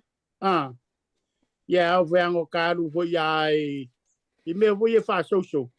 Ya o seru fa ka fa foi ya le uru. Ya ka ruwe ya i me fa makai e se fa le kwa. Ya pa per kala ris ko inga e o ki whakaiki a roka ulu. Ia karu la voe nei mea whasauso. Ia a uro ka ngai mai, ia le uo whapea. Ia, o le tivo ia so uro ka me uo whapea, ia whai ngaranga. Le po uo whapea san kimu lange. Ia kai meo kia me ka vare le ku poi uri kamkau. Ia, e uri kai meo poi uri anga vale. Ei, ele o le tūlanga foi lea o le whatupula i o lo walu le pinko lea pe ua tau lilifa ia iau tairi le nei foi vai tau tui vasa o whafungara tunu? Ia ua kulanga le wa koe ka ua foi al pinko le o peo ngango whailoa. O leo ka o kol maa morianga o kaua moria maa o mtapuala foi. Ia sia maa pinko kau ngā ngai nalo awange ilo e ka ngakar ka kua kunu. Ia lewa vai aku. Wai loa uma ka ngaka on mele wa elo kala ko le pinko ba mai. Ke sau foi le pinko ela ku foi la e. Wai loa uma ka ngaka la pinko fa ko yi o akala ila foi le. Pare o foringa aka wo di. Ia ere ro. Wika ya ka member ka ungan ma pinko fa ko ka pola sigir ka moriara boria. Asi ka fa kari se meso ko nga ko para pe pa wa pe le. Ya. Pero kulangan nga wo kari ko ai ya wo sia ko nga me o kerang. Pare sia ka makua. Ia malo lei whaftai le ane manino o vaenga umai nei te ua matou whaia sisitala. Ia ai wai uma fo i masi whina ngalo o le whionga ia sila. Ai peia o le ua maua wai runga le tamana whatawhea. Ia o i le aila o le kau join man tamana whatawhea. Lau whionga sila o le aso whina ngalo ia i le vaenga lea le ua ave le sua le. Are wadi ia vantu ia le tatou tamasao. Ia. O ke mawhangawhanga ia asiata i le whetalainga ia tui vasa. Ua fou le ngea fiafi kui vasa. O ia asiata ila uba aia kui le uso matua. O le kako uso makua tui vasa. Ia o fou o a mionga ia maku maanga ia ngau musu ia o ko inga le pinko. Ronga winga wa ia ingi ngai fonga umi au le pinko le ua pe ua foli a koe le au a kako. Le ala ua aia kola ia le vefi nge. Ia kui vasa ia ngai maanga ia. Ua kilo kusuro le kingo ngea fiafi. E pe ari ko la ki ko inga sia. Ele ai a fai o le mele le wo suka ko. Ai longa winga le la no ia ho le lo puro tu le ko fa ngo me le la no ia nga fa pe. Wa le dei la ma ko alo kula ko lo ile lo ia nga la mai ma ka pa. Se tale tu la seta. Malo whaamtai tele lava. Ia, la tato tuia au talitali le sit nan tau rupo o le lo foi po vese fale ainga lea matautia le tamanoa. Ai longa o toi maua le nei tanga teilo na fale. Sila, ai longa o toi maua. O te la longa uia ai o fale ainga o te loa o ai o po o tō whai fo i le uso. O ama si o tanto o te rui sa moa, tanto amata mai ai lau fionga sila? Ia, saudanga malfutalenga siata, male whafunga hole uso matua tuibas. Ia, o whako ake aku le momo le au pongisa le nga whiro nga makua asu mai le kauranga ngeile. I le mū le nga oso ngai le lai le auti. I le malaya le nga oso I pesenga, I le whaikule I valeta. Ia o le ngofuanga wale sa i le kampangi wale le Strickland Brothers, ia so ia. Ia ele I roa o kele I maua se wa makalanga e nga poloka I le awana nga le la. Wa ova ma le lua I le koru I kula e ke alwako I le traffic. Ia se longa le ke oso I singa monga le anunga I ukai. I vai mea ma I ala mangoto alu singa monga ngai lo le wa vape ngai. I veki wait mai le mea le ngawhai le mu.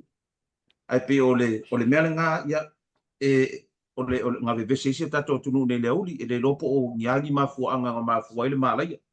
Ia I le tali tonunga I longa o koe whaasao inga se mea la wa ia kule. Anga le la wangu ki e koe. Ia wa ki lea le wha le kong. Ia o le whakamala lava wa le kaimini wa whainga kā ko ngel ma lo sir kwa loa.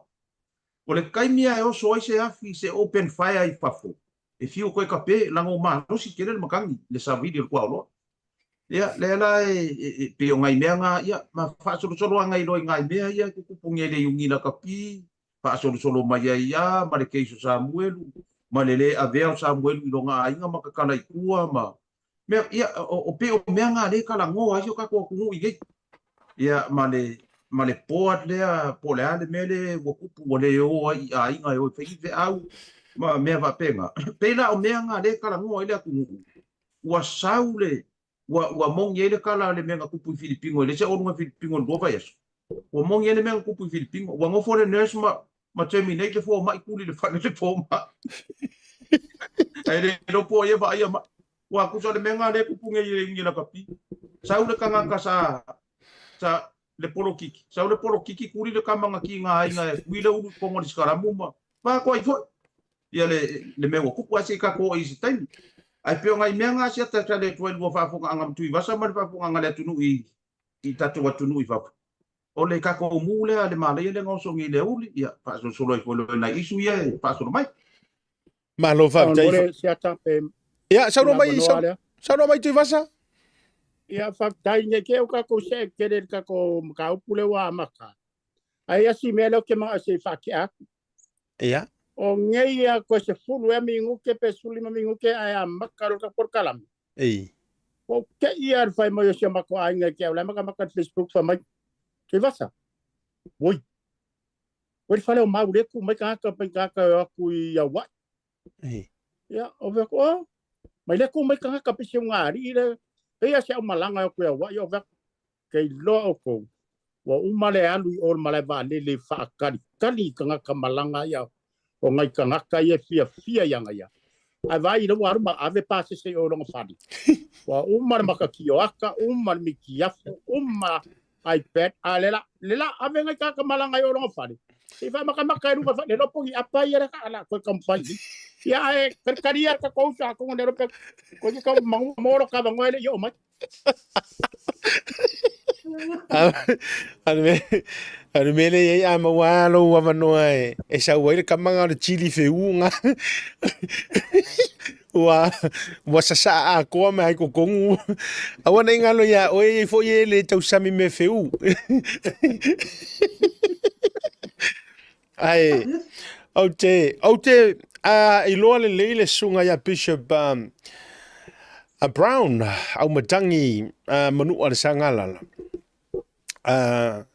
Henny Brown ya ai se fo ision for the tour malaga mai Utah kamala ye mai Utah okay ya manisio lanto au malanga tu Samoa ya ma wai fo I malanga no ya se fai fo ia se fia o kota ia ioe awe te popole o ele sao ia po o fo I matua au maia ia matou o alo tutusa ma le tama na faatafeafea au maia ia matou mau te tali malo ia malanga o anga ia le sao o anga ia le sao ia pe atu uzie uma vatu ia sila mai sono finanga o anga o le matou faia ia o nofo pe o e le ai se mea e santia i fu o no Paulo mele wa vatu matou fa moenga alu pele pinko alu o le pinko fai le leini au pepa se tele io maturanga uma ai o le tulanga ia fo ile talinga malo mamatou o fa felo ai ia tatou fans al tau te ia o mai le fa tuanga ia o nei o te alu i America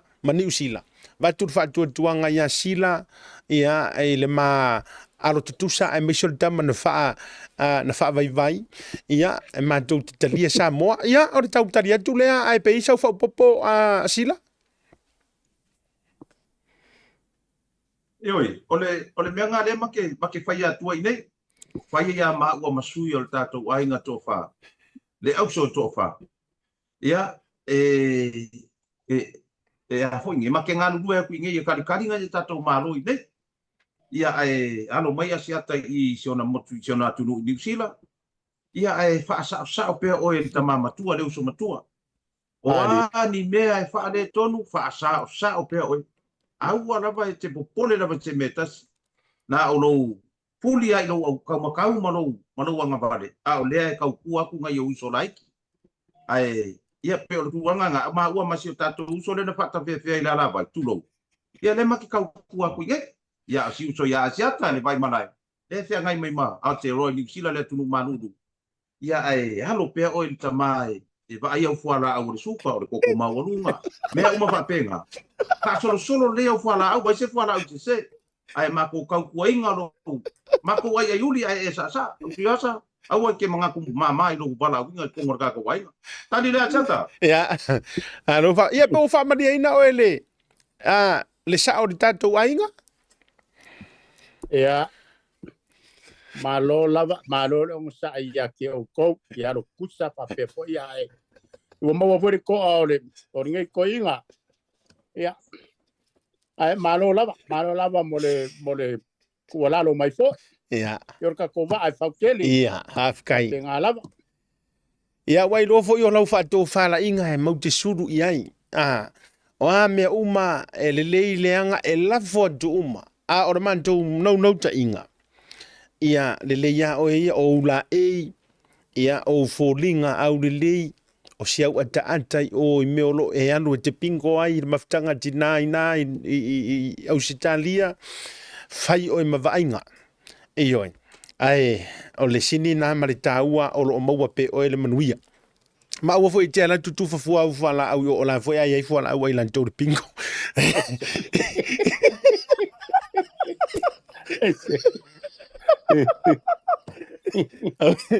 tasi le vai nga tato ye fala au ala ngole na ta o nurse ma doctor la o fio sila tasi le vai nga o tele ai le mole mole ma ye le ni ona tali mani fofo ona o le mele o le share fala au o le share fala au le nga fa ta la fonga o le vai nga fa scientist le tu langa le ma fa so fo maloloina ongo ka ko masangi mai mere o penkolo o le fuala au metinga o fuala au metinga ai mana tua mai fo na mai lava le na fuala au e fito tonu ile taimina siati ai oe matulanga o lo ngase ese fo ila le fuakia mai o malosi o kamai mala malele ya ku ivasar mele ya na ona fa penatu ai a fa pea o ni fuala au te loa ngala mo au ente kango fuasia ilesi langa e maybe e vatu e malosi ai oi ai vatu ilesi vai ilesi ia pe fa mauni ala tala sila yo ya chata bonile sa na le talenga o le vai malai o ngai e fua makauria foi ese fai ngumbelo kako koko tulo o lesi e pi o lesi e si e fua mai la ele awanga nga kupu ele me lunga le vale le se wala ku ngo kia euskadia nga kupu ele me le ngari ko inga man lo maku wa vinga ngere ko inga lunga le vale ile lo maku fia fai ka kusi Ko vinga na lo de ko inga lo makua. Se mai sa fala au me ki nganga so ingo ko mo makua ngi va do ko i. E ave ala le lo makua le fala au ko inga. Ka au ka mo fa pela ako handbag ko le ko. E kango ai fala au ala fai ka wa ku e le kilo ile nga mela fai. Ave no le fala au ingo pa ku lo makua ko inga. Kango o mi lo nga le wa fai ma singa malanga ko inga. O mi lo nga so ke me se tu vai o se fala bela le fai ko. Abo ka ngo la ya skadia. O sa vali van pare ko so ele ya luar ko inga fane le ka u no ta luar ko inga fane lo makua mam ka ko mo se pa ku lo makua sang kama kengela yo ka ko e veten fo ma bali lu pala me ba ku lo sia ki ko inga pa nga so lo ki fo ma pa ma wa lo bi sa do fo ma fa ku lo makua vai aba ku yo ko inga ko so ku yo nga bi che ai so si ka kan e se fo na nga e ver ko inga du mo ba pa ma le lo ma nga ma i yo ma vinga ma le fo na u ka mo ave le pene mai vai o le sua ku ko inga o le fala au fa nga kai mai ka ngo ki ngare nga fa ngwa yo le nge ya pia tata o le pingen nga ma ka ngo ma tata e le ngi alo fa e ka ngo ngai ma ngi kala e bang ngai ma ka ngo ko ku bata ma ko ke le ma nga o e ke nga se o le fa ri ka ko ma ka nga fa le ai nga ma le u so ko pa yo sa u ka le ku le asia ka ngi ya ke ai le amolo ta banua ka lo fa ngai ka ko pa anga ya sia ta amole mole se uso já va no mo ka ika e fa ka lo fa ku le to fine ya fa nga ene i tuumba ya stadia ma le uso ma na ri ya tai fu wili ma le ai ngai tuumba fa ta lo fa tu le uso ya Robin le Mexica le ia nga live ya fa mai lunga ya se tasio ni si foi o ai nga ka fai sa fela ko company nei le Mexica company i nei ia po api le no ai lunga nga live ia fatalo fatu fo ia muti au masiali au kuso ma violet mai melpone ia mai se o se tato uso le wai nei o tapo i Morelli Brighton mai New Zealand ia le lo ftele ia i lo ftele nga siata ma esa ma e bangi masi ko inga ngile u ka lo ftele ku ka ko kala menne fia mal falo lava oi se va lo ftele do fo i se o to ina so anko ya tapo i Morelli alo fane yai tasile na tangata e mala le me yo fala au tatou te tala no atu ai ya ai ole wo vai atu oi ya se va tu se ai le fa felo mai ia kota le o mo tatou so tinga ia to la fo tu ila u fionga di sa o tatou ainga o le wo fa ngolonga ku ngei le sa ele se kalenga ya be maxila o ka ule ngule tu bumba i mo ngai Brisbane ko ke sila fia le ngu de se fa yo sa kala mangulo wo ya o le ngu mua le ayo o le ngu le ba yang wali ya fuat o ke fa ya ko ke fiwe ka kanga mango pula le mango susu o le mango oka i le ngu le wa lalo la kiki ma ngu nga e le ngu le ka wo o Tamworth le nga po e mai le MTV ka ka o Sam Chuchu il pese foi le na paki le o mafonga ia nga ko nga wa sa mo ngo foi nga le iba iba fiku le iba ngo foi nga me ka o tubumpa ba so nga e kere ka nga ba inga sa mo fa kai o lo fa no ko nga ka ko mari nga ale au nga la kala so le ai ka e o nga ke fiu ke ai mango ia o se kama i poki ngai va pia kule kalenga no masila ia fa tai o mesili la o le yo e umele fionga sa o tu lango vola au ia tatu te saun tala no ia mi fa so ia ai fa talo fa tu mau al talo fa tu le nei va ia tu le ngoto mali o le lai tu antu ia po fele o e ia i le taimi po e le fale lava po o mea e te lo le ifero ia martina o to mai te fa nau talo fa tai asiata po mau mai ia kilia lele atu Ioi. Ke fai aku nga kapso ka i loa i le kaibia ngela fiafi. Fai lo ma ka penga. O le mele ye. E vai ako i wanga usi paka ya ubasingi o ke fasanga ye. O le ako i wa ke le fongi ka ko. Pa maru lual ba maru le tunu. Asasa foi vai maru poenga. I lau to far vai balai. O le fonga tato por kalabi o tau tai ya e mai fi au manga ruenga. Pa maru lu fo ile. E le to fatu i vasa ia mane uso mtua fo ia lupe batsila ia pole i pule o tato kampani al moto ono le tuai so tai ia ai faftai o le ai fo ia ku ke fongi o le ai kali mar ke fongi longo winga le fa market le fa mai le sumu lu ngor ke fo le ngo per ke fo o ke va venga ka ngoi menga ke wa si pa e oi ya ai fa fe no ile mamalo le tudo o fa fata si mai ile nei afiafi o le porkalame nei asiata o matua i tuli matai o le mele ya e kuai fo i lua ai mafaki ai ma umaru pe makasila i nge wasu e ku il mo tonga ka ko porkalame pe fa makai fai mai e o le mele asiata e va mon mole suila kiki kai mo ka ko porkalame tau sanga tu le fionga ho ile pule fionga ngaftas ku mai kare ko rua makan ka me ka ko musika ho ile se ilongo ile tunu a me or ka ko porkalame ora ka penga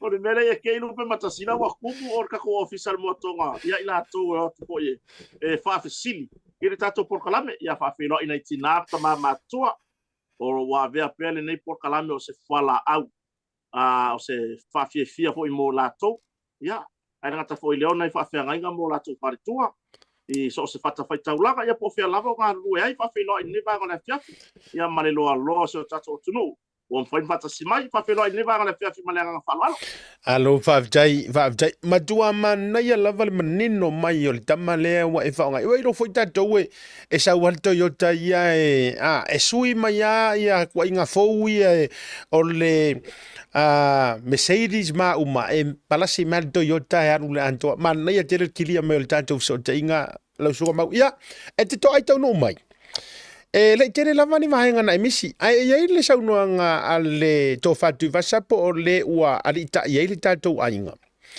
e ya i lau sunga fo i tama na fata fea e yo e fa mai o le mo va ya kwa wa ave mau ya fans wale ngata wale fatalia mala vale le ale wa avi to tonu rona potu moi ole lau te fafisidi atu mai le ya lau sa ngo mai pea le lau sa ngo mai pea o lau va ai no fa yatu o le studio le melanga ave ye se poku moi e ale le lava tu bete sa no mai mau pe ole ale fa mani nonga o va ngale e fafisidi ale fionga sa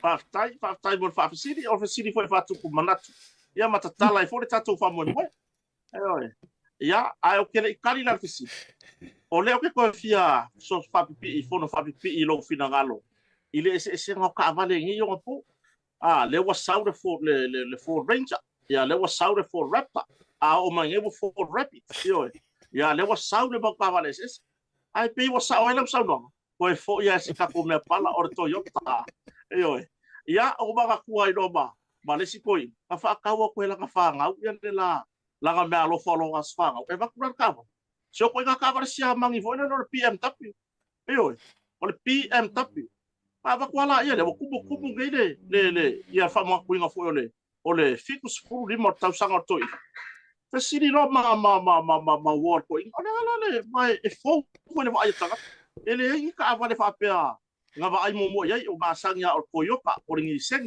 pe o ma sanga ia o le Mitsubishi ya ai e fo le vai ka ko inga le yo nga muso ko ko inga i le lo ma ko le fo le ngor ka va le ngal pipi i ngor pe pa nga me ka yo le ala e ko fe siri me la ori o ko nga lo ko inga le ai manga ku lo mar ko e ko inga le ka ki fanga ho le yaso ma ka le lo mar ko i or ko inga le o le PM tapu o lo nga fa uminga o le P my wife oi ia le ala wa lua ya nge ya ma ko samo kalu mai la so fa ngor ko inga le wa ma ko wa lua ya o I love of fellow ile PMW be my wife oi a le tali le fa sili ale to fa fo ya tu basa ya asiata o le atu no o esele le tu langa wo o ya fa ko a wo fia o mai lava pe va ai pe sa o le fale o le o ke kala ngoa oi o le lato fina ngalo ia o mai ona le lato fa so fo ia tato por kalame ma se tu langa fo ile le feedback na au mai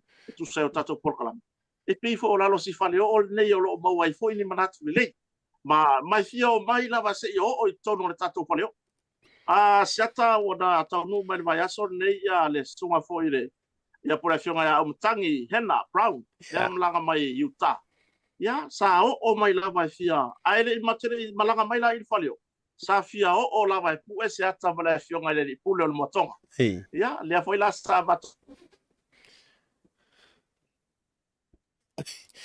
oi apa ir malela Usa o le mai whamalulu atua o tala ia le tātou rupo o Iakota. Au te la longa o le wale lei mai ia le tūlanga di tāwale lo koe fo i Toyota. A wale lavar pensingi i Toyota. Wale o te loa wale maua umangi tara. Ia, ai o lale a whaina. Se koe konge kire lei mai tātou tama ai fo ua ngalo ngā uku whakumur ka mani. Ai o le an tātou tara mea whasolo.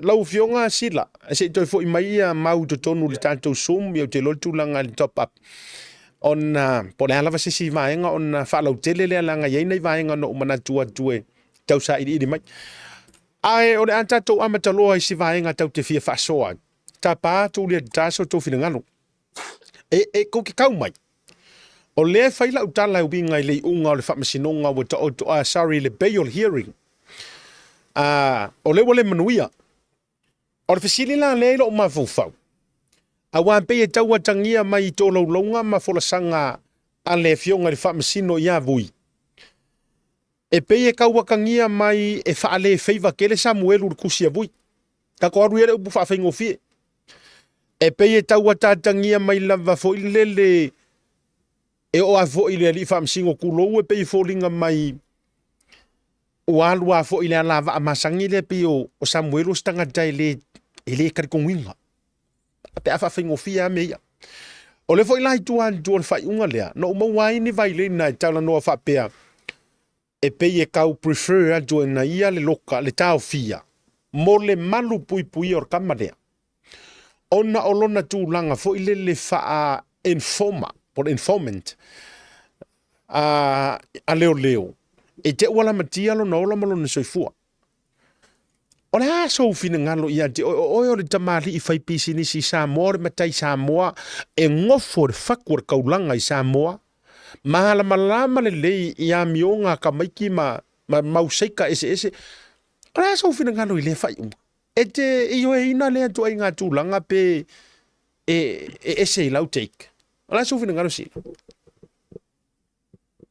ia whapataya zeta ole mta tonu ale sa fisi le to tele le tunu na malanga mai I le official nei aso ele ngata ile inisio maka upule e yungi la kapi ia e wa makanga ma pe ngofo le tunu e popole ile lalo ile lele kupu ya Samuel wa yaila winga fo I wa ka ko ile ngu o matenga ile afia fidinge male vai kauni wa oso masalo salonga le tunu ina ua le talia ina le tatala I tua o Samuel e wha sa o loto e wha atali eilo na wha masino o la o kilo wha kanga ka ngu o le ku ngu ngei nga wha ngau le ku ngu ngei kangu le puke le ku ngu ngei ma kau kua le ku ngu ngei ma lafo kupe le ku ngu ua oso lo upopo le nga ile ai a tatau wha atangata ola Samuel le ngofo mai nga sau mai a mai le ri o ia o se kangaka e kukusa ka ko ia no mera po aku wa inga le va enga o fai I le ngaoi ele fa ku inga ele longa winga wa o fia ai ma le fa masingo I le ka mianga o le ai ka a le ka ngaka ola nga fa ngau mai le la o nga ka ile o ma fa ile mea nga kupu ile fionga ya luanga la o le mea le ka mo fai mai Samuel e ye le mea o le mea le kau straight up e Samuel I le mea le kau whaasau. Ai ngā whaapea umare mea ngā kupu ia luanga lau. Kau ma whai luanga lau. E kau whaasanga kongu le maka ngā luenga ni ngā vai kau.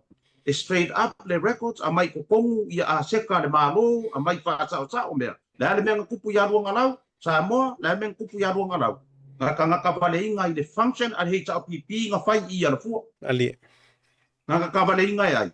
O ai sui o ai nga o ai le pa ki e o sui nga afia sui o le HRPP longa winga ka ko mai lola ia Samuel e ka ka mai fa penga o le ngei ka mo fai Samuel e ka mori mau mai ingi mea le ya mi o kongo lo ko o le ala wa ka mo fai sa ala ka ngaka ngi e ka ofi la Samuel o wangi e ka kala o wangi e fai si mau lunga ka ngaka ngi ya afia ya mori mau o nga iai leo lo popo le ngā siata ka lo fae le li ie lo sila mai I le ai a ka kau a lea ka ngaka ola nga sau mai e le lo rangi o le ala ngai a ka kau le alanga ia kakau o le ia kakau e kaukala ai o le ia kakau e whaadi ai so longa mangaku o le ia kakau e maangava ai le ea ale ri nga mai ma le o kisengi le ale me o ku a le kau mia le kau mia i lalo wa mo kau ma fai ale ba enga de e mi milo la me le mo mori e pe ale mori mau o i muri ngu le meanga kusi lima ia ile ku ngu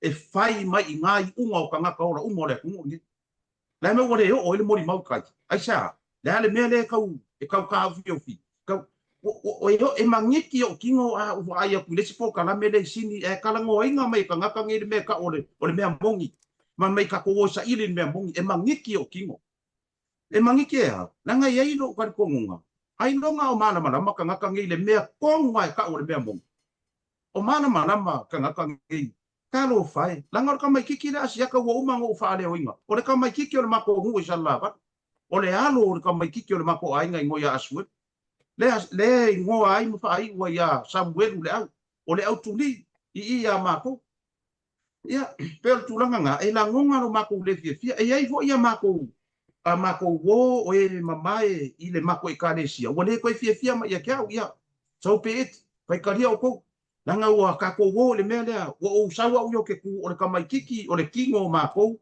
o le kamai kiki o le mako ngu ka ko wo ka ku va penga i le o ngisi nga me fa nga paki o nga me fa nga paki le ka ko me mo wa a o le o ka ngoa ku mala wa mi ko ka kai mai ai le mali o nga la ku lo le ai nga fa fonga nga nga ya nga ka kai fa pe se fa mkalanga e kai fa pe uma le mele ka ula unga sambu o lo ka ula unga me e ai mori mau e kolu wa va ai nga ka u le mori mau sambu o le aisa malesi me ia marka nga ka vale ingo marka pule ka o me ia e peye ma ingi ma peye e kalia nga ka ngisi o la o ka mo fai aku le asia television ka lo fai i le ai ka ka o le ka magiki a fai e pepese le rai ku i ai ka e fa pepe ala ia ka o Samuel a wa ko ke kilo yo nga fa le kong po pe fai mai nga fa pui e pepelo e nga oi o la o a me uma nga ko la o ia o le ka nga ka ola nga ma nga va ia le ma nga va ola le ia Samuel a wa ko ke fai fa pe nga ka lo fai se i o le ala ka fai ka kalo uma ka a mea se i fifi se i ki ele meri ngai po se i sau dunga le mea bongi ia ngaka ko va ai ku lone ia le ko sa le ia sau kali la sata ma lo fa tai lo fringa lo fionga rupe matasila a sala fo i lo sai la ngai mama fa le toto le vai e ia yo so tanga o la fo i vai sirsila ia Samuel la kari i walanga o le me kupu ia Samuel e o kupu i so walo ma se fa na u fa sino ia tato malava ai ele utele ia fetu se fina ngalo o le sunga ya mau ono meta upu sa moa ia na vatulo se ma fa popo male to fa fo e tu vasa o le vaenga o te fia ata ia o le unga le fa nga mai a ko sila ngai o mea uma ngai nga sa ngoa ia ku le epa male ala le puli mua o le ala le nga sa fa ila ne tala ko ki isumu mamo o tulo le she inga le fa mtalang bo uma na fa ko msina e awar ka lar kamale wo mga fight kom singa awar ka lar kamale ku eyo a o tuila e pala vana manino la na sau noanga fo i proclame la vaia a wa o leo loka per kamale awar ka lai ku ranga tamme talai tua tulo e te wa eyo wo fa wo tanga tava ngai sira fia umale ungolang kala ta uai male fio minsta o fatonga a fuala pe fai mai lava e ama ele ko ngeki male a ele senga ole akua ye langa mi ko ngu pe nga esa ngosila ai a fua ele tino mai o mea matanga tai e tala noa mai me ia kusa esa silia nga uangi ave fu e faingi fa masingonga wala vai unga ye ka umai kula e pamani mongi wala va langa ole unga fo na a fua la fa ma fofo e iva masinga lela ko e ka ofia fa o popo male valu masinga le already se furu fiku, se furu valu masinga. Kausanga male afa. Ole matua le toti le lava le tūlanga le record le melea. Ole kaofia o se tangata le defamations. Ole si foi mele u ke ofua ia u ili treating or case le au ke fesiringia we have the right to ke fesiringia. E le fa pe asa ungo mai loi unga fa masingo la u kauko. La u kauko la ko yunga. A ole winga le fa ia tuai la utala. Ai se ao le a popole i fua i le tempa ingo witness manga mea, it's just a defamation. O winga na le na fet o pei a o le tempa ingo o witness fo ie o le hit and run o le murder case pe o le mele le kupu mai isi leo ya Beniamina o pei le fa fe ma le popole o le fa masingo inga nge isuia ngi mori mau le a o le defamations. It's out in the air. Lai lunga uma le social media mea uma e kau ko i kiki a le mo mia. Ni mori mau o maka upule. Pa wale mea o le fisiri mai a mako unga whaiar whakarangonga Samuel, we sent them the record. Mau ke sendinga i le video a kor whakarangonga. Ngai lunga uma le social media i a whakarangonga. What's so secret about it? O le winga na le whatula utala. Ai mau o le uta to whafte o le uto i koneti mai sunga mau. Ole a so oe ia ole fo ite Samoa matulanga ina ile unga le uta o mai ole a se fina ngalo lo oe ile isau mai tau le antu no uma le lanto fo i tulanga bo ia ile case le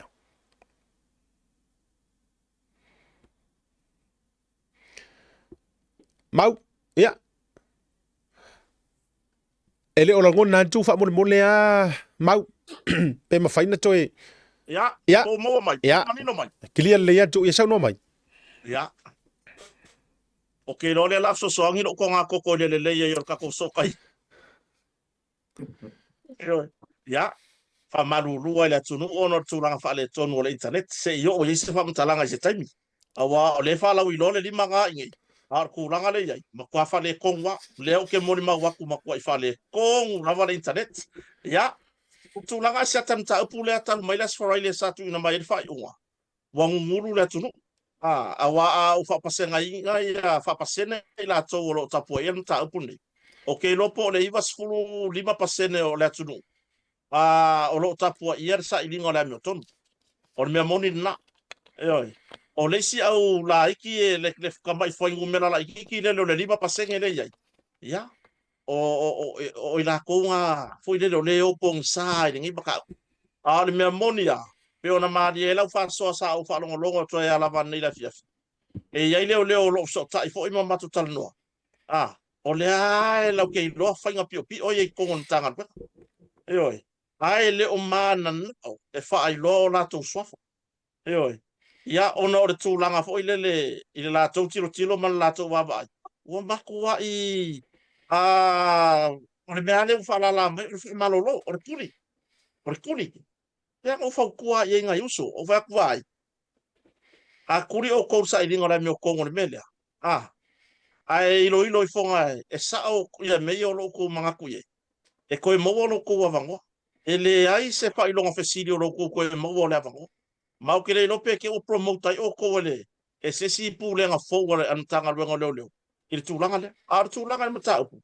Na vai mai le famasno ngar tūlanga ile ile tūlanga fo ile I mafua anga le wala I ona toe tau fia Samuel se ia le masino o mer tau sang fotu sa iva masi e ia le mafua anga le asiata fa pe mai ele ia se mai pe le ia se mai tu mau o Samuel o ke le rola po fe fa ma wole me le mai lili awai ile mori mau to ha fino Samuel nga fiola anga Samuel o le lako kua ngange mau le mai lili. E mau le mai lili. O ke le lola po me fa mau pe SSC record al fa le mai fa mau le meka o le mai lili. Pe nga kami fo se fa nga fa ala kua ka pe nga mai ngol li poki le so po maloloi. O le situ langa siata. Le fa pe mai le vai ina o le fa unga le fa msdonga. O le tu langa fo ile so tanga o Samuelu anga I moli mau le tu leo. E ke ua koe so ka I Samuelu I mori mau ari tua leo. Ha foi o menge I wai pone ale va la laka I fea a mai le ora fa masinonga. E a ua ngai koe so ka inga fa le kong wape sori Samuelu koe avaku kong contempt of court. La iai au laper tu la fono. O le si ku le fa sa fa peon fa ilo me fa masinonga. O le fionga fo ia bui. O le kulanga fo I lea I ya fianga I songa sianga ya te la tou po le lamatia I orona soifua. Ya te la tou o loo iai mea kau whala u whasainga. O le fesiri la, o le ane mea la inga lama kia fua. lan mela lenga la makia o kaula fa sa o no I markala Samuel sa avea nga ia ma makanga ka eli pokia lo fiso lo mege o ka ufala fa sa wa mai gere va nga le I fa o afia I ngala matia ron so I fu tu langa fala fa sa o nga koe fa fo ia la I or ka ko ma fa fa anga ikua ile so tango Samuel man tanga ngalo lo le na modi mau se taso lo si ni tono le tau manga ta pundi ele I avea Samuel ma informa a o le fa mer fa ua e la makia so I fu Samuel ia ila ko o lo o ye me ka fala fa sa ngalo ko wi o le ke le aseri poki nga avea Samuel e ko ko le ye ila ko lo fa pui ka mingi e oi ia mare tu langa sia tai so tatu tunu I Samone ua makua I le mau kongu lava kangaka e o fa e ke awia o le mau kongu leo ke kala ngoko ya awia mole ka o fia o kangaka ele I fa mau ia se soli nga kura fongo I sia kai mi a o ai ela e ka o fia mai le kangaka le fai la ko kala le malo le ka mai kai pale mia o minsta ma fai mer ka fa le o le ala o fe o ye le afo ngele le fu kau a ka kala ngore fu kau po fe kongu le me o mamba fa ye le fa ki ngongo ngar wenga ngi a wai o le me monia ya o le malo tu lai mai o ai lava la fo fa kala ngale malo e le ka ku se la ku pare mi fa ulanka anga ya mai ka fa le nga mai e fai moria ya le ku fa wa le afo ya fai lu o po kala mele le po kala mele ngari ngai si ai fai ya kwa ya le kulanga le mafau ma atulanga I upula lafo ya ola mai la kuri a pur te formation ale kama o wa pe o maka upu au ku o le mali o tu au o le o so nga manga va sia ka kuami ya pe tulanga na sia to atele le tunu o le mautonu tulanga fai o le wa ya fu le mori anga te formation ma me o tau pule o le wa alu ka usanga le la fa popo ma le siva ma singa o no fota fia pe la va ngale o ya so tai tale vai ngar mata upu tano ina la fia siata ma lo fa tai jelle ai le fa yele show fa si tu vasa ya ma so fina galo le tu langa o mata upu so tanto wa tunu usa mo me so lo tu mata yele tele mata puta pua yai le tele o fa fa ngai nga matua o le a whanongolongo aku I maua leo po le mori maua le lo ia leo po le prosecutor o excuse lava mea umangi o ke mo ko le lo po la whapalangi ngore ko ngamba a paura whapalangi o me kusa mo ko no bola ia le maua le prosecutor pa ka uri ari aka ko kiro le ia I le kaimi le nga lo kai Samuel ma apia mai langa face apia mai ai ngale pe o por kaminga nga o le la fia le songa ma pu ela por kala mei mo le wa fasinga le ver kaminga ma fai la kala va pia Samoa e le ko ka la Samuel tua e o or kaimi o mai le fa masinga le ala ka la kalang fa e le ko kala Samuel ya avaku ya talasa ile kaimi so ele kunga inga or kaimi or famsionga ele kali talasa ku fa mai fa ya famsionga ya kuso a pili ilunga ile famsionga sili ya simativa perese kalia ku ya mer ka usanga fo ko me I mai ro ile la palaile le peyo ia wui kaliane ya po wui kalarens Leala, wa mai lai unga, e le peyo kua, o le melo e ngai le kako por kalame. Wala ese se ngol melo kupu mai. Markalo nga Afrika mo skari weekend uma.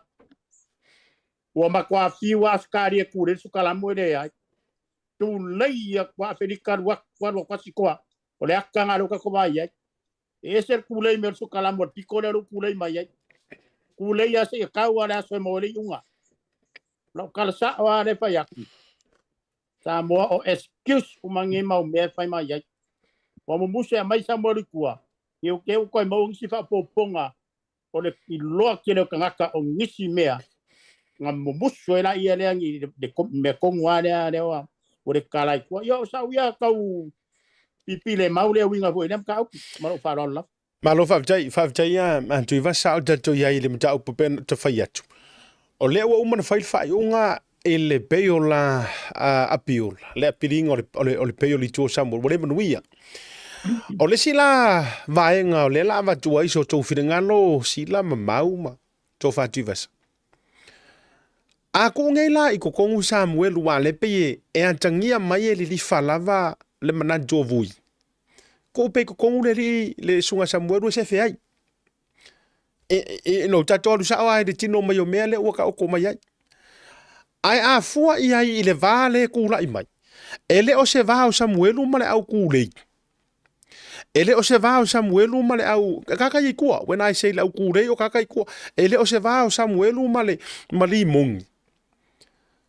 O le va o Samuel ma leo. Tu so ina lea leina matua pe e matua ne fule mafaufau. O lea ua koe kua Samuelu ia ao o ilantou o lea e whetau i ma Samuelu. Yes. Yes, awa o le fisiri kongua, o lea le morianga lea e whapea i le whainga o Samuelu. Ua whaaleanga e Samuelu le ingoa ka ule leia o malu o le malo. Yes. O le menanga. Ia po ai mangisi fai pisingisi walanga o le menga lele o mangingo mai le ia sisi o nga o va o Samuelu ma leo. A o lela e koe kua ia Samuelu. Kua o ili mo le wali ia le ke sau fai meo la kokala. Alono winga la. E sili atu leono ha afia o le soifu o Samuelu kokong. Ngai lo fafo. Ia wa e na te fai atu. Ia ona e se fo ima fo nga so karosia so le kulofu ia. Karosia fo ile le ia te aue. E alu toi realize nei e afionga i whamasino matanga te fai ala tau whamasino. Si e toi realize ma koe musu ile nganga o le kua poa. Ai ka kalofu e ungi kukupungi mea e le te tauna te tupu.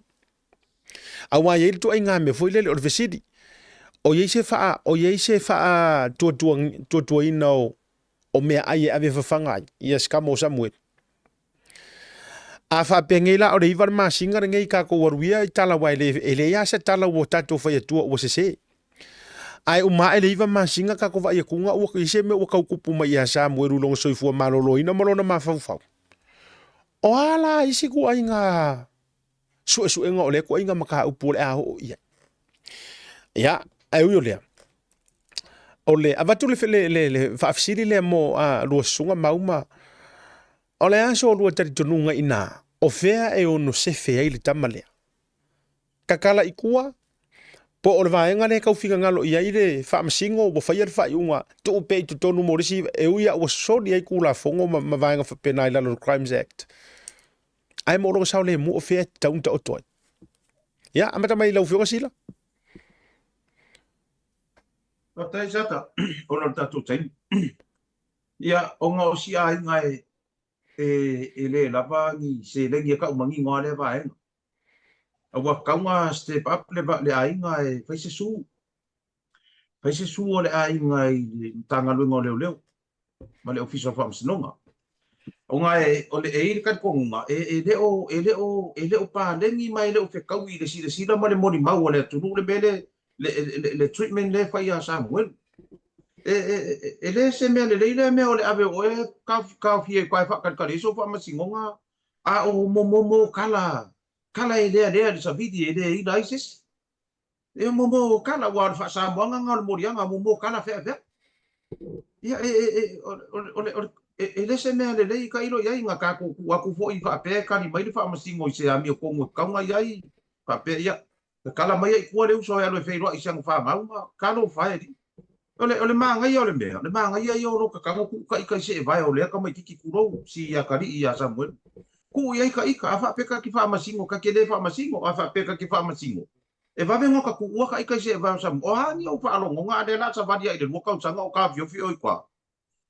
A ole morianga o momo kala whea veai. O kala kau wha aleanga wha mei ua wha aleanga i ka mari o hangi mea i kala ua wha aleanga i Samuel. O hangi kala. Ia nga paule leo le aisa ma le ma mea ia mea e koru ma Samuel. Ma le kau pule. E sa ole kala voe le a whai ke fia whaari i longa winga e mo. A whai ke fia whaari i longa winga e mo. Ia nga mongi ai leo le kala se kasi o ka mama kua nga mako e kala ngoa ngea le fia li sau ka po kalame. E lango i le fast. Paku, o makalangoa maka upu le fa ya. O ye fela so lango so finga ngalo ke lango ngio perka ko paki le fast mai de. O kale ko fia fast. A fa ye le sa ngua pa de bia ma o mai ngua mingiska ma o ida vai o mai se perka mi ki bo le fia fast. Aya, o fela pa mai o fia siloa.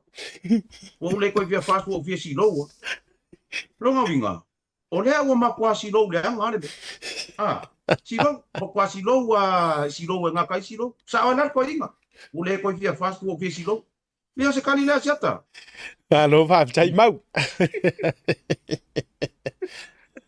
Whaptai mo le avanoa, whaptai mo le whina ngalo whaania o le whionga whai arupe matasila. Eoi. O le, e wha au kuse manatu le whina ngalo le arupe matasila. Ko o ka ko vai se vai o leka mai. A whai o le whapea mai le. A whapea mai le alanga le tūna whono. O le aware sawa inga ia whanau o tina. Le an mele mo whai kaimike. Le o sawa inga. O sawa inga o le whaakasi rea whangau ia i la kuka ma. Io, i lea kaimi umi. Ai le i whamau kisa sori ke kula whongo. Se i longa lava i whamau kisa sori kula whongo. Kama whairola ngā anu e kuri. Le sori ngā kula whongo. O ngā wa avea ia ngai ia i kongo o whapuipui. O le si vai ngā siata o le si tu e fia. Se i tangtanga i fwoi whamasinoga i tūlanga o le matu ia po le ar tūlanga. O le maka apungi, o le wala au whamasinoga maulalo. I le district court. E le wala au e lunga whamasinoga maulunga. Pea o ngai roilo na ta upure tau sangfo. O le ale maku ia wala inga loka rea kamaikiki. Ai, ua kaua wala mai po le mea wala ngala kua whapea. E sa moru whapui o ngā wala ko i loa pui rei unga. O wa an mea kaunga pole whamasinoga. E kaunga pole whamasinoga ma le malo. I le whaongo loka umi whapea e bifor whai unga e le whamaongia. Longa winga. O longa winga. E ko kongi e ka kongi e lau kongi la whonga. Kupere kungu ure la kongi e le. O ta mweru le skaka milion e ale la ia. Ai a whai o le wala ko ngofo ma rei unga o le yo yame. Le ala le mea ka le whapea mai e loa. Loka losa mweru e kuri long fasalanga. E ngoa ma le whaawau ngam ka upu. Me a fuaia kuia le mene, wa a fuaia. A anu ngita walu mangon ni mata upu e wha ufoi e le wha maongia. O le fisiri la, o ia ko ngira kai mi a kone. Kwa ke lea le a wha ingo Samuelu. Malonga tamari anga. Ma le vao ia malong korua. Le vao ia malan whanau. O ngar kuranga le. Ia, peo si toi wha upopo lea asiata tatou tanoanga ni vanga le fiafi ma le ngā wha alo. Ma lo whaptai. Ai, ele meisa pira ngā lo tui vasai le vaenga lea. Ia, wow. O mana tu, o iai ele mata upule. O lea meri mai nisi au te leiloa mai fsili atu maule. O lea o whanongonongo o kori wha mai nisi po wa uloa e iai le sam longa whale o sau. O lea whapea mai ia nisi o ilan tau fo i o womapa anga tau te ia. O whatu lea o te leiloa, walango kere fia makamaka fo i o alpokalamea ale fia lo ia whata i taima tūlanga i lea fo i uso. Ia, ale no wha le wha mai e tangata o lae na wha rongo tia i o la fo i le sam lo na wha. Ai wha mai o le sam mo i la wala lea ngai iai le po. E le tau mau aise rua wha mau ngai lea maenga sila ma mau wha mun mole. Ia, te leilo le uso ia mau. Ona na fila fiafi na uma waifa matalanga le sam lo na wha. Sa uma wana fila fiafi. Ina wa mai afu sa ninga le fiafi. Ona o yeila le tatonunga, o le tatou fai tau ngā tuspa ia. O le Samuel mua ma le Samuel lua. O le ala u sa ngel fai kau ngā kusi le, o le o le leia le Samuel fa.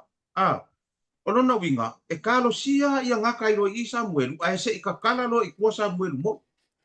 O lo u ngā kan kongunga. Sau lo i lunga le fa, a e kakala lo Samuel mo.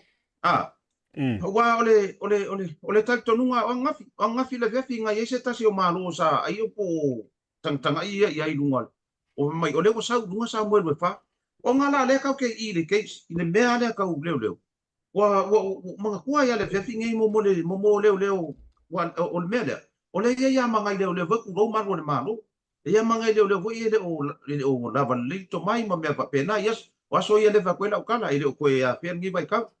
Ya makalia la aso ia la mo fa masinonga. e lau mai tonu le suafanga sau le ku mai fa po le mele e tumu ele tunu i fa po mai ia lupe matsila lupe e kolu ava lau lupe matsila le mo o kai mo na bukau lupe matsila a fa fiuro lava ku mai ai ki ana bango mai sau do fai fa msingo lau fio mai do lava mai ia alua ko ia fa solo mai ia pa lau no le siko inga usala e oso ku kongu leo ai fai mai lo markala al fa msingo guilty or not guilty saulo mal leo fa fa lau guilty or not guilty alua ku lo ko ela ku kongu fa msingo ua fa mai lo fio mai lo lava mai tamari ile non fa msingo ele o lava mai guilty or not guilty lo fa msingo ia ole talia tu le asiata mau e tele tau mo ole ia se sa no mai mo fa longo Samuel lo fa ei o fa vai lo fo tapo inga le tunu mo fa longo Samuel lo fa o ko va ia ku la au ngale fa so solo melo o finga le ku ei o leo ke fa karier Samuel lo fa de la au o le mele ye o le a so onga fa kupula ia le pelo lungo le si pepelo le a fa kupula ia o le alu o ka miro o le wani ia hanga i fo lunga fa mer Samuel le la ke fa karier Samuel lo fa ile la au ngale fa so solo o kala ngo ar pe matasila tu langa i le fa masino o banga ku ai kai mia le fa ko ma ko ke training o mau ke le fa au yo o ye fa masino tu ai le sai kai fa sanga i ko ngo ma me la wo le wo ye ia le official le fo le wo ye yo mo ke kula mo ke i uniform mo ke fa longo i ko ing yo e la le ko inga kama sa mai sala fa mai sa fa ei yo ya por ko inga nga avia ma ko mo ke fa longo o ye ki ke ko fa msno o le mela le ga bala o le mali ulilo yo o le mali ulilo o ka sesa le ngor nga ka ne woki o ka sesa le ngor ka ne woki le la bala au le longo mali ulilo nga le fo ma ya e kuai nga fai mai ya o le sikala ya o le bala au le mali ulilo ta sesa Samsoni ku lo lunga marko inga wa mo ku ai lunga la ama fa mai ta sesa Samsoni o kata si mai ta sesa Samsoni a le ngo foi longa inga le inga ka sesa Samsoni o le lo maku le wa ku fai pa mo a o le ngi mo ke mai mafakianga o la wa le ka sesa Samsoni yo nga ko fuar ko inga sa vai le ko no fionga from sino ya o lo wa wo mang fa la wasi ka sesa Samsoni yo e ke lo nga lu ko e from sino ngar ka mi nga sia yo o le ko fai fo singo vai o ka ko mali ulilo nga le fo ma ia vala au sa fa mo ni ma a le wa ko alu vala au fa fo ku wa ya nga la wa ka di fo dai o ka sa songi wa ele ya tu langa na vai le ka ko Samuel lo nga fa le sa e fa mama o wa se me ma pa e ku mai ma nga fa lo ia avtai ia tu vasa la vo tu ai joeli tama matua para so fina lo nei mau matau pu sambolo na fa fio la e di so le me wo ye a o ko yo skadia ko kam fa sala unga sa wer kamare o samodo fa e se uma fa kula kala le samolong fa e se fa uma pesio manga kumun mudiale le kala samuel ku ia ole morianga le ave le lo kangi samuel ole fa ta wale ingon kanga le por defamation kusa ole sortula fongo mama pole minus mera ele o se sortula fongo nga ia po se serial mera se serious mera o ko nga sortula fongo lai a fe ke va puir ko ma singa leongo ai ko ke lo o ko sia tama sila mama ma paule ole minus meras ele pe lima ka sanga nga ilunga le fa salanga la mo ia ya ora ukala murmuringa ri ka kanwa ya sem ya Samuel lo nga fala nga ka umai ya da nga ve si mai au kirikiki ere ngo fo mama masola markupela au kirikiki nga o ngai kirikiki ma ko ngai skari yo ringa na Samuel lo nga fala nga ya o si Paulo se manga ku vai fo ngai vai ngore ka ko por kalambe alo fatai o le mea la ino o fo na faila utala wa o ke ri falo ngoi wa fo fatula utala le tai mai mo so utai mi e mai maua I fua sina vaenga o la ta telefoni po o la ta TV ma le wifi e kau aru fu maka por kala melea.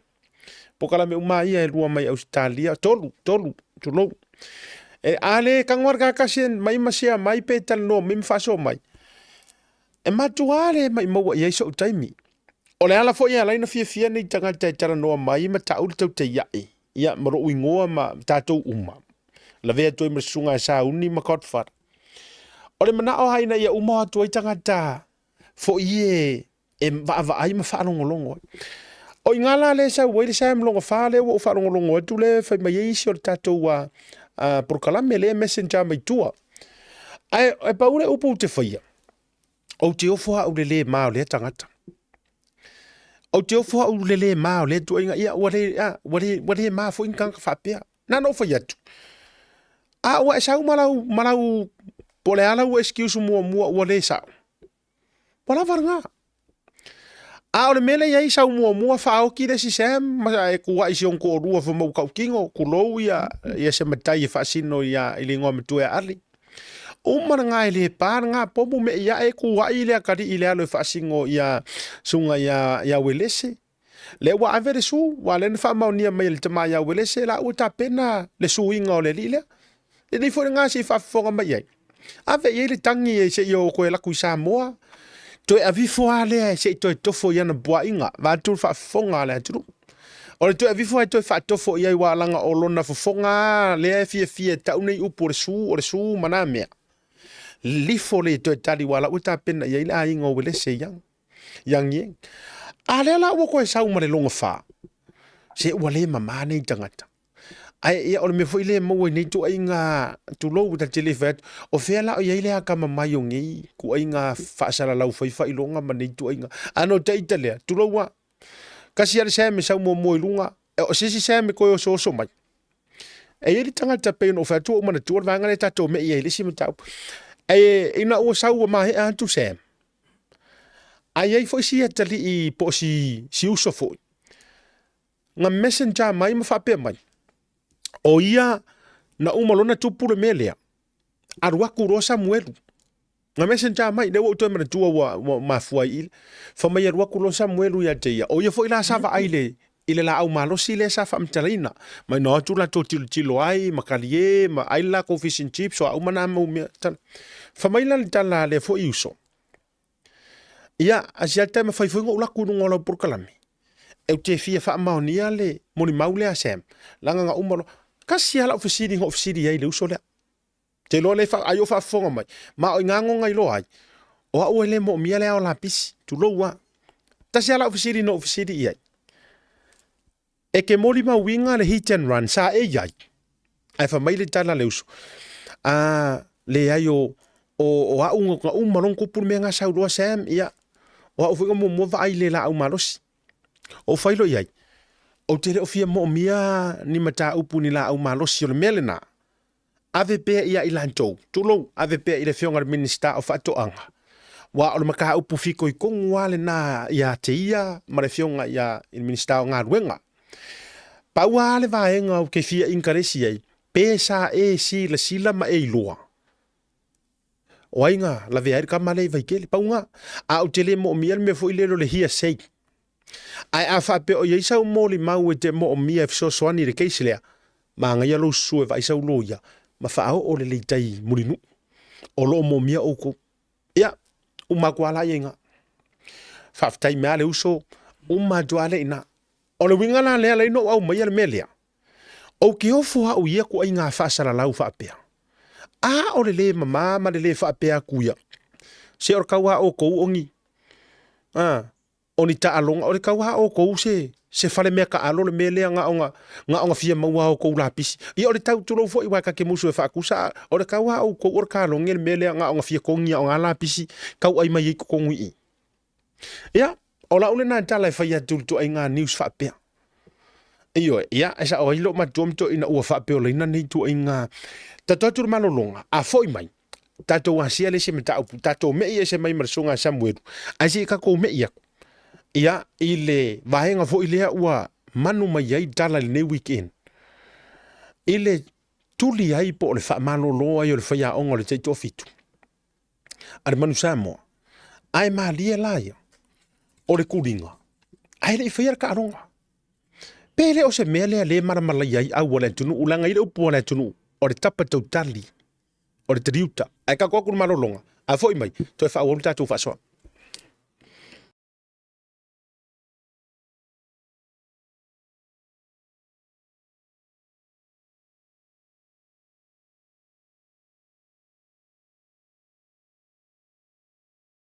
At People, a finest brick craftsmanship.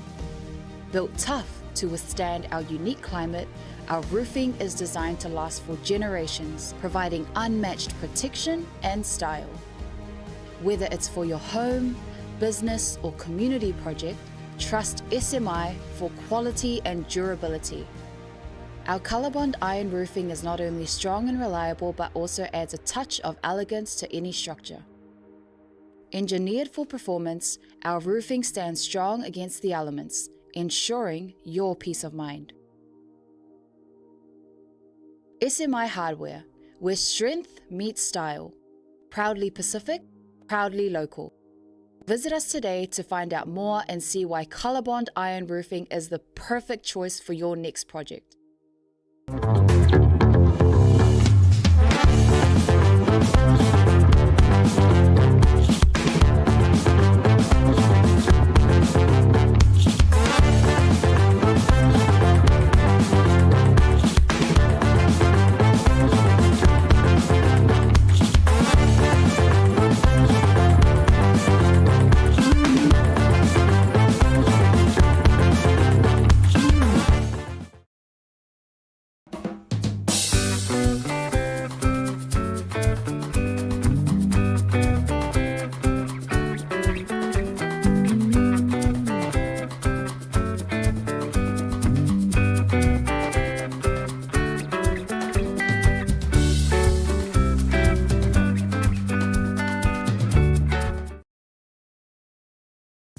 Mo tupe wha moni Samoa, mana tualoa le Pacific Easy.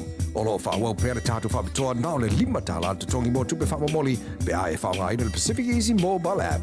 Olo wha fo le direct transfer te posi sa wailo tupe le tātu account ma wha tino la fo ino tupe wha moli lungo le telefoni ai ngā wha bitoa. I oe wha saone loro teimi mau tupe o tonga tale pensini ai wha ngā le tātu Pacific Easy app po le direct transfer mo tupe wha moli. Olo wha fo yo tātu ofisa yo Tara o Tahu Huma Mangele o tātou la silia ma le fitu se furu wha sopori ai New Zealand.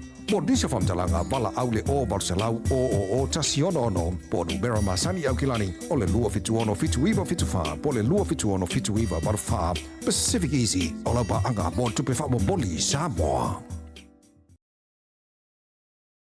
Ya, joe whaafelo e tutali umai o le porokalame le tauta ya e asu kufute tasi mai malolonga. Ya, ma le whionga rupe matasila purisila le motonga na ngante lea.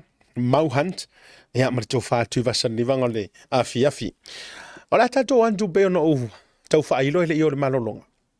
Le fo ua koe kula i mai fo ili nei vaenga se tasi o whaiaonga, sa tupu whaiaonga, ka kei ese ia palangi, po palangi, ai tātou o i Samoa, a whionga ngā whetasi sa tupu ili vaenga le a titi mai te fua. Wha malolo ele i au ngongi mafuanga, ke kele mangi mafuanga kakau ia pole alava aile i umala tau kongkalaki.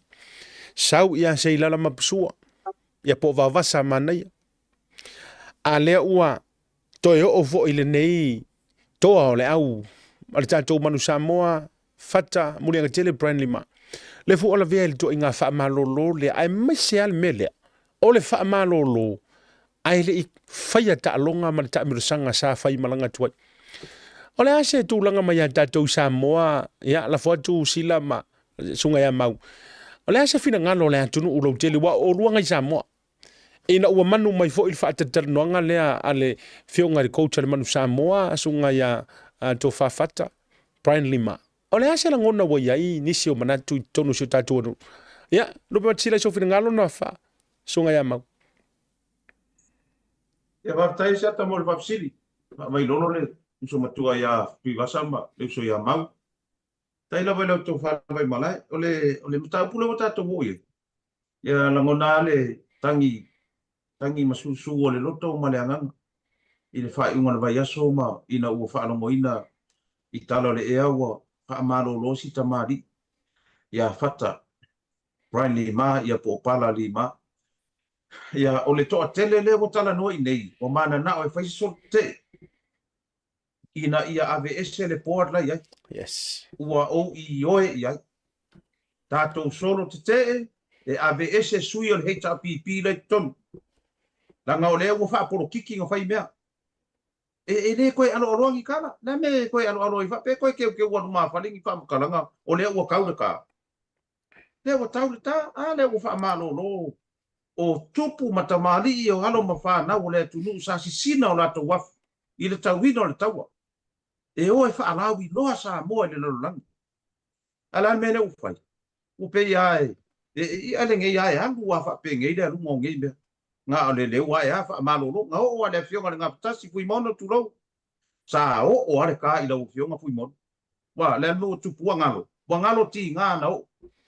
Ele waku fo kongo o komiki fa pe waku fa ingi fa nga le woma ile ngi fa nga wo a o nga sa ile me mongi ile ngi fa nga wo le ngi ainga a tu lu mo le i fa masinonga fa masinga nga oi e ke le mo fa nga ko fa pe aku le e fa mo mo te se ta wa o si uso ale nga la mo wa fa ile me le o uso ale ma ke wo nga la wo ngo ka ka le le ile mari o ku au mangi mo me o ngo si uso le ma ele ai ni me fa pe nga ile si le fa nga ki le o fea pe pese ia i aso saka i kasi ma ave le viinga u ku pa ia para pala o pa kele kanga me atina pa para pala o pa dan me e sa ti dei nga o fa ka u ma ke ki online ko ku pa ia sa o ia le fionga ko manga be e me nga o la ua tala o le moni mau nga ma le wa e ivas furu iva ke si ma le iva pasenge ia sui o le vaenga le ko kongo le pot ia o le afa feana nga o kunga ia ka ko fai pule ia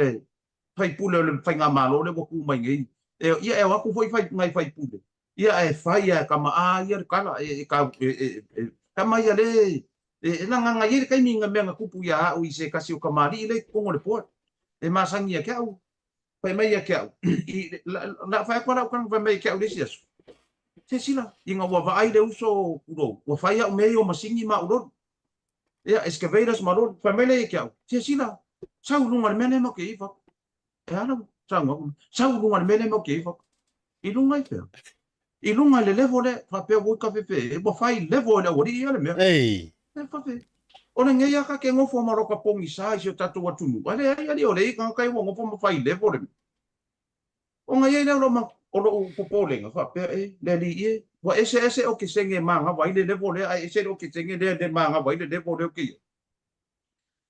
o nga o ia ilo lo polenga o la ua nga ku la lo mana na o le tunu ka ko solo ke wa o i o e fo ya ka ko solo ke lo ka ko wo ia ka ko ia fa ka si ia ave ese port e la ko ngo fo ma ku ri alo ma fa na o le tunu nga kafe la nga o la ko wa fu ku ro i le ka wingo le ka wa fa ai lo le tunu i lo lang si ka ko ka ma ia ku sa le lo oi a alo fa na wi sa yene me nga kupu ya le ka de sia nga mai os ka dia o ma ua marisi ko inga makua wa fikus fu mo kupu ka sanga nga ma ka ia le ko la bo ma ke va ai ku la le ko la bo ile inka le sia ma ua wa ma ku ku o fa ku no le ko inga ke lo ka fa se kwa nga o mai le ko la bo we va ai le ko la bo e kai fa pe nga me kupu i o mai ka manga ka alo mai va ai la ko yungi la ka pi o ese ia ka ko ia ile ka le ia vai o ko ia ka ko ia le au kiki wa le ai se mea o koe le lei mengi o fai pule kuro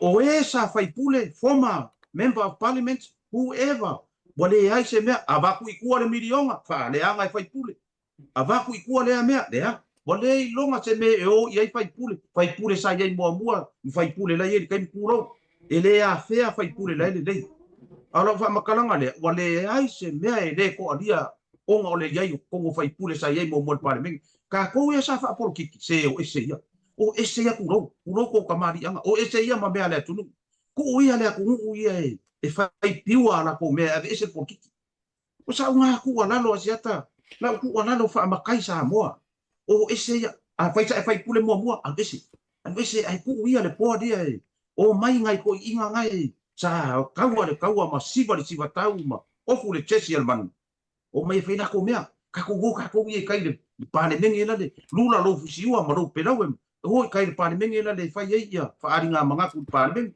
o sa kali le sa ta ne fa vi Ma lo fa chai lo whiringa lo sila ia mau.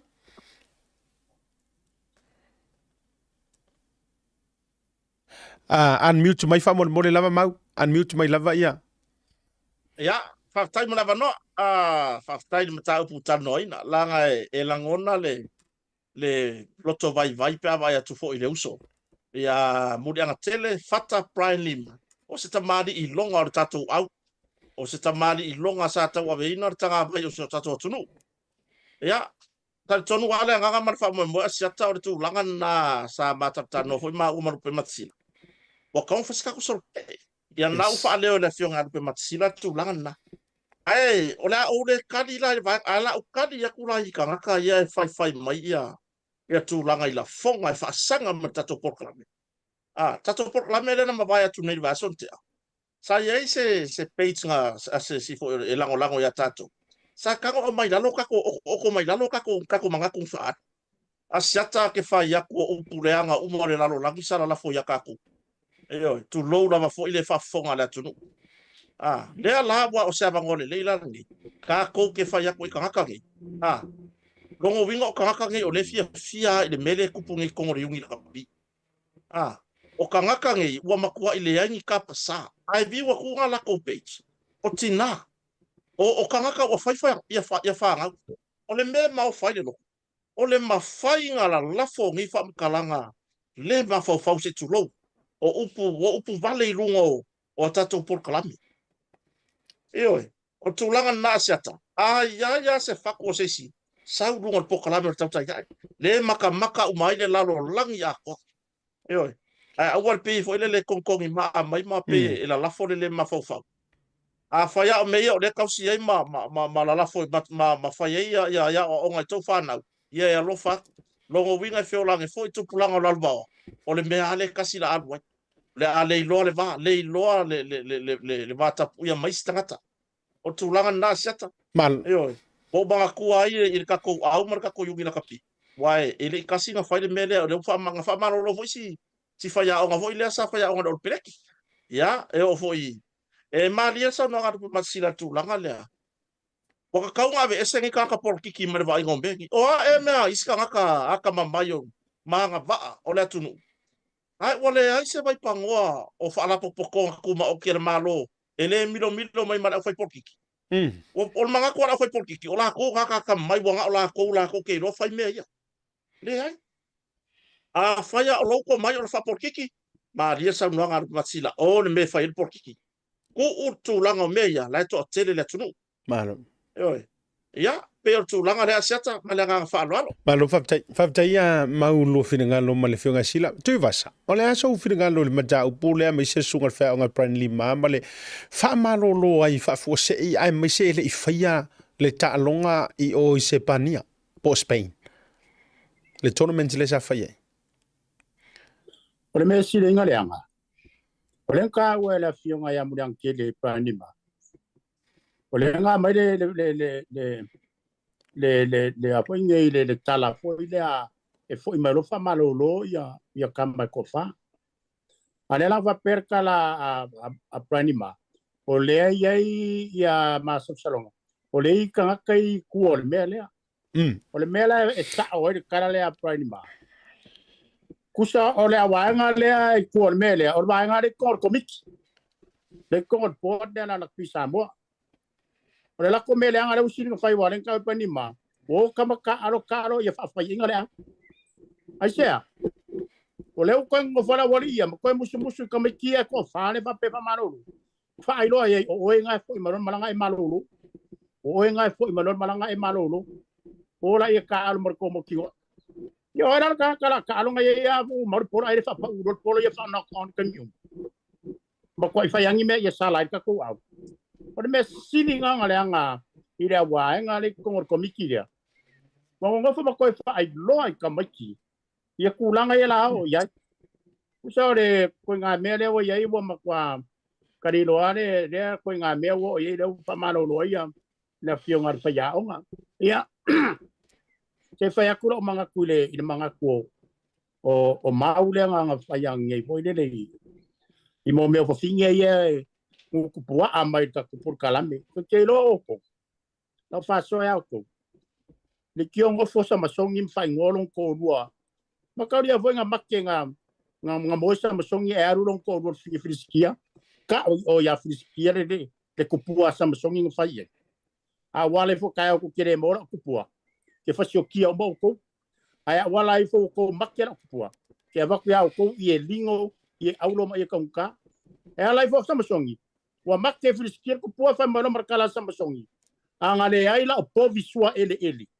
Pa kusanga sa masongi man marfingi whai kala. Pongor kispaia. O le povi sua para pala po povi sua ele. A whai la o e tingane ke kupua man mako kalami. O enga ke la vea ele upunga o ele si povi sua ele le.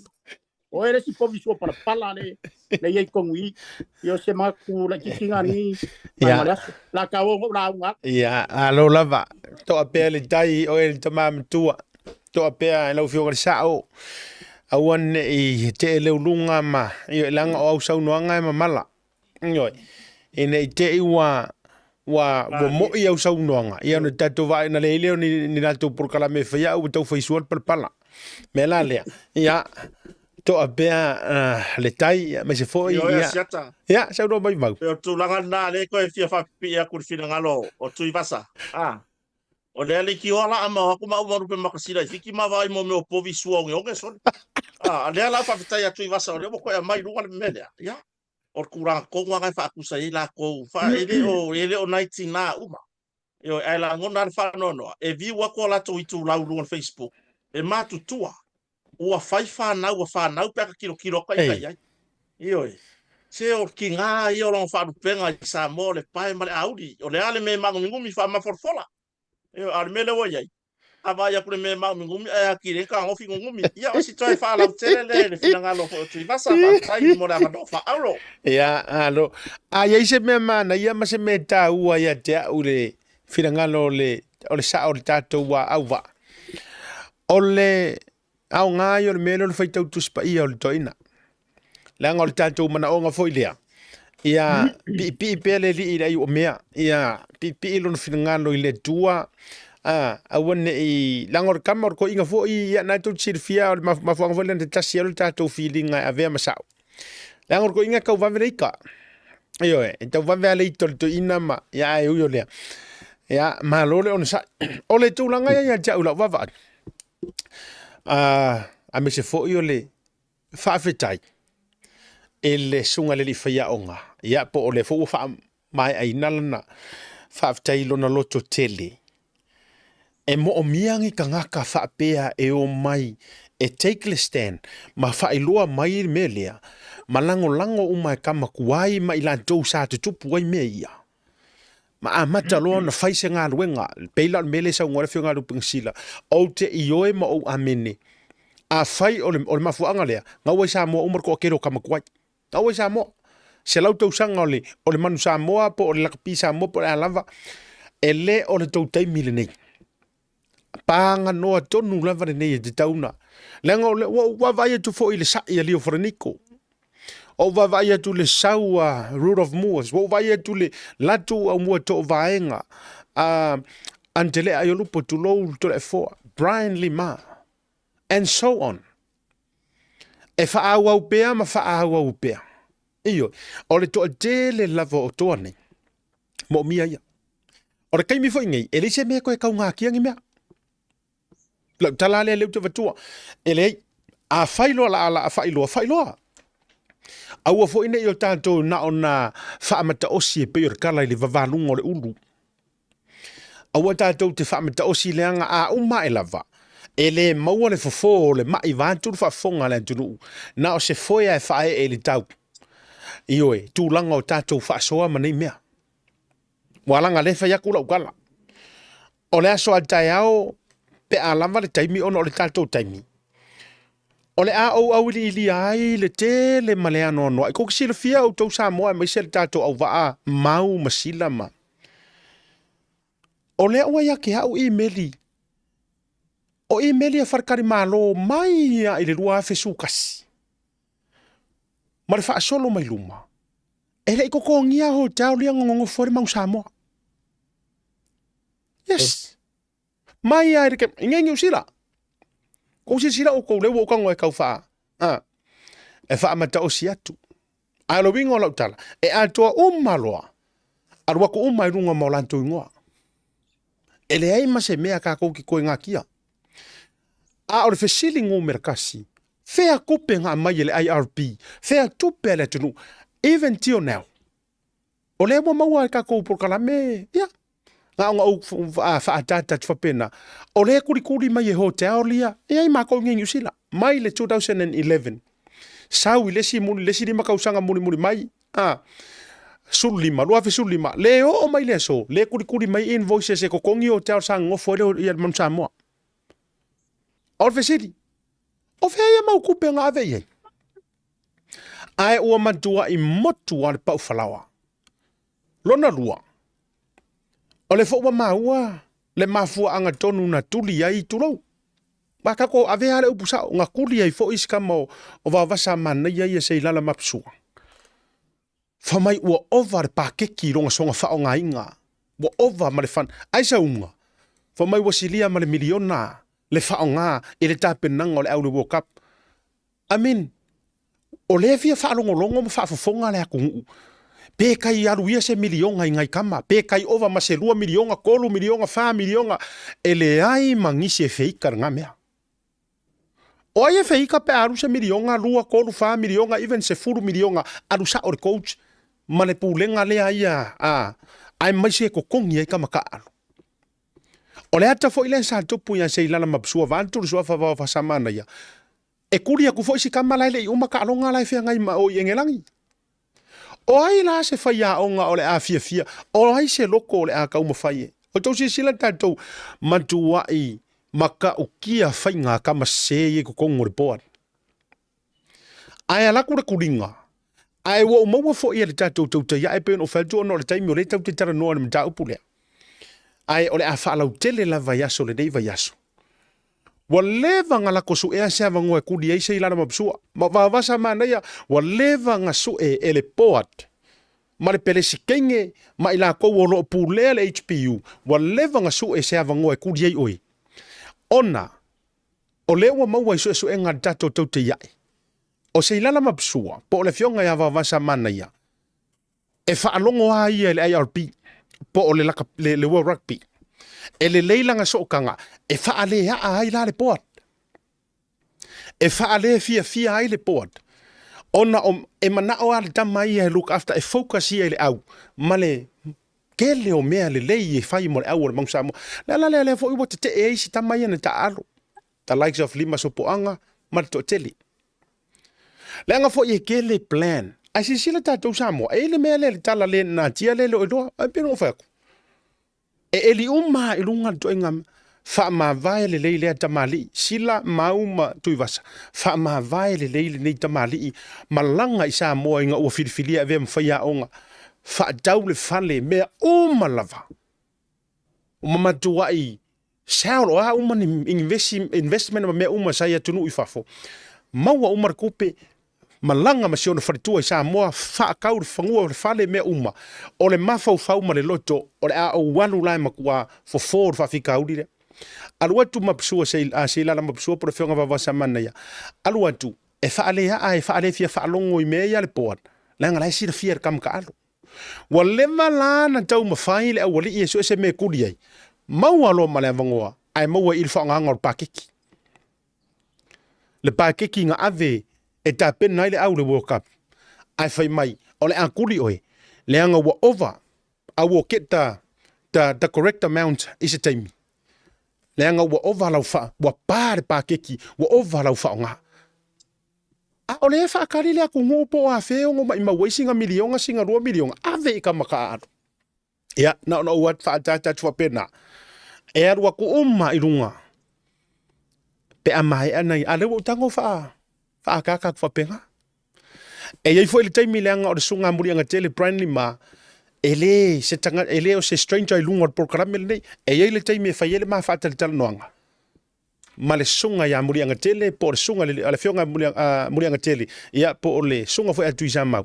Fata Brian Lima ma ele ia fo i manisi vai ngai to na tia ai na ona o fa so to fa pena ona tatu taimi ia ma we ni si vai ngai te fia fa so mai na ni so update on tatu tu rola ia le vai ngai fo tatu mo tonga ma fa si fo fa so le fia fa mo ngar ka kala ma o te lo te taule o masani al fa maloka o lau i oi ia fa tai mo lava noa asiata ia ao avai lolo fo ia le fionga ia lupe matsila o pole pule tato motonga ia male to fatu i vasa ia o tulanga i le lava ia so tuana ia tula sa fa pe fo ona fa tau to ai ia nisi fo lo ia to tonu o le a join le i le ngaduenga fa lo ia po ngaduenga fa famsnonga i tonu so tato tunu i samone ia mai o se taimi mo fo i le wa i le saunanga le fionga i le famsion sili a sa tiu simtiva perese ua mafai ai na whātauto te ua avea mapule sili o le whamsnonga Samoa e avea maloia ia pole a fionga fo ia palii por sunga ia palii John tai malangi a fele leo lo avea nei mapule sili o le mtanga ruenga o whamsnonga le tunu ia le fo wa elo na pulo fo o le avea o ia maloia ia wa lava mta upu pe ona nga i whamsnonga ia maleri palangi a Fraser Lawrence ia marata mai tai lo ia me sepa tapu itea la faiali ia pe la tulanga na o le si tulanga asiata i tulanga sa yese fa la besa fa peona li potia ile ona wa faisi mama o tole baitami ole asatama i samone le sa li potia i se fa la be lungo le ba le sa afia i se li seina i tulanga i ta vale ia o fenga solo i le o fe ave ia i le malanga sa va i mal foi mai ioi pe o tulanga le ta o batu se fa manatu le tunu le tulanga o saunga le mu a wa o nga luenga le fai ia ono le tulanga foi le o fe o mai ta vale ma fa ina i lo male a o le tsunga le liseina ia le sa to pe tu le no tanga se ngase tu sivi ia mo tong fiti ai ia a tulanga lava ia o mai le tanga luenga po le officer va asio tatu tunu e a wa ona tau sia saunga le mu o isi ka kai fa sa mo ma fa sa la ngala fai mai a fo nge a wangi ku kungi si va ka vale pe a ve ngol ba ale sa vai so ai pe o ku ska ka o ko na lo lori ke kele fo ngai pe fo ngai le e mapu ya ila lo nga o le mela ya ka ku ngar sa ngale mu malanga i sala fai o le afia finei a siata po le tula e lua le sa fa pe ona tala le police academy le o lo fa pe ona fai i ta fai ngata ile no fuanga tonu lava le sa ile fal pui tuai ta fangata le ala o tala le police academy ia mai o le famo o le nei poloketi fo el malo o le tulanga fo ile o le kolenginga e kolengi ia ile o e kolengi ia ile o mai o le afa nga mo la to o onga ma le famo o la to fo inga luenga fa security e mo fo ile ava noa e au tawinai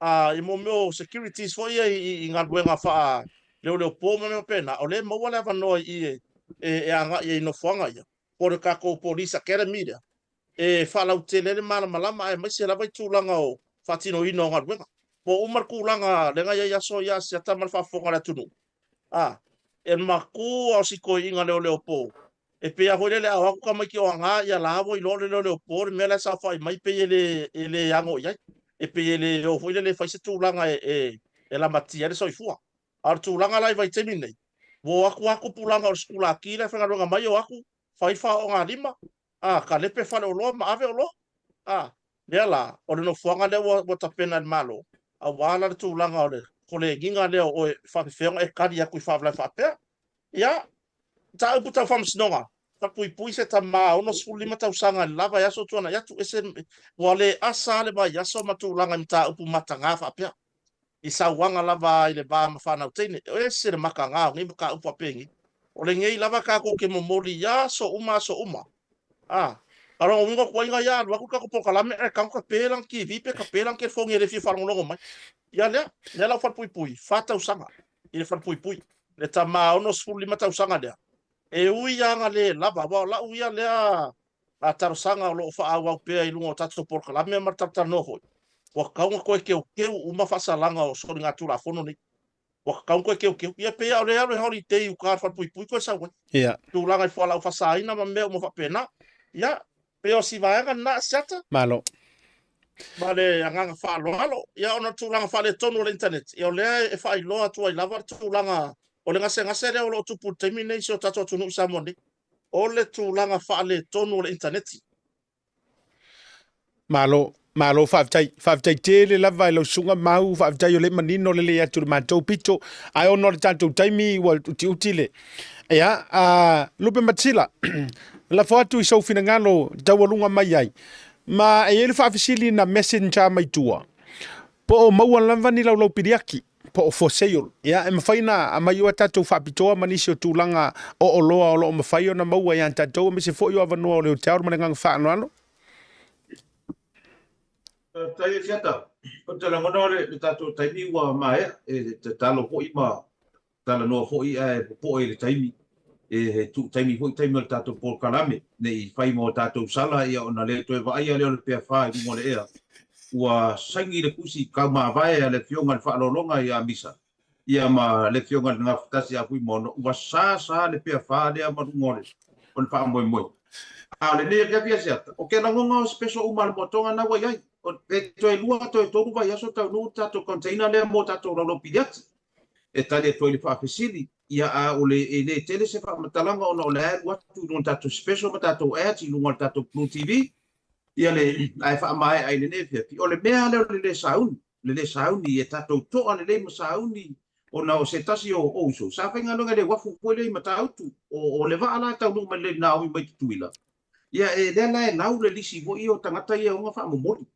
ia kusala wa alu ngai si uso le fa ngalo ngai ke ula sang ska le ki wo fa singa nga break ai malo vale kulo mar security ole wa fora kulo le lisi pa mai lo makanga ia la nga mai le kiu kangoro e lau o le ingoa le ala lau o papra le ingoa palangi ai fa le kong le security e le roka ia fa mai dai vinga me ko che lau ia no ia a o solo ma le ingoa papra para vai telefon so mai avatu lau fa bodi al finga le palangi ia le nefia ia fa talo fa ia para nefia ia se ata sa fa por sanga muli le ne ia e mo mori to ia lo fa ngol motonga ile atu nu o fea la vo to fa ta fea i mo fa nu se ona sa i nga manuia ia ta lo fa tua ia para ne fia fio fa fonga mai ma ia le uso ia tu i vasa ma lo la vai te le uso matua lo ta pati mai de tatu por kalame ile ne ia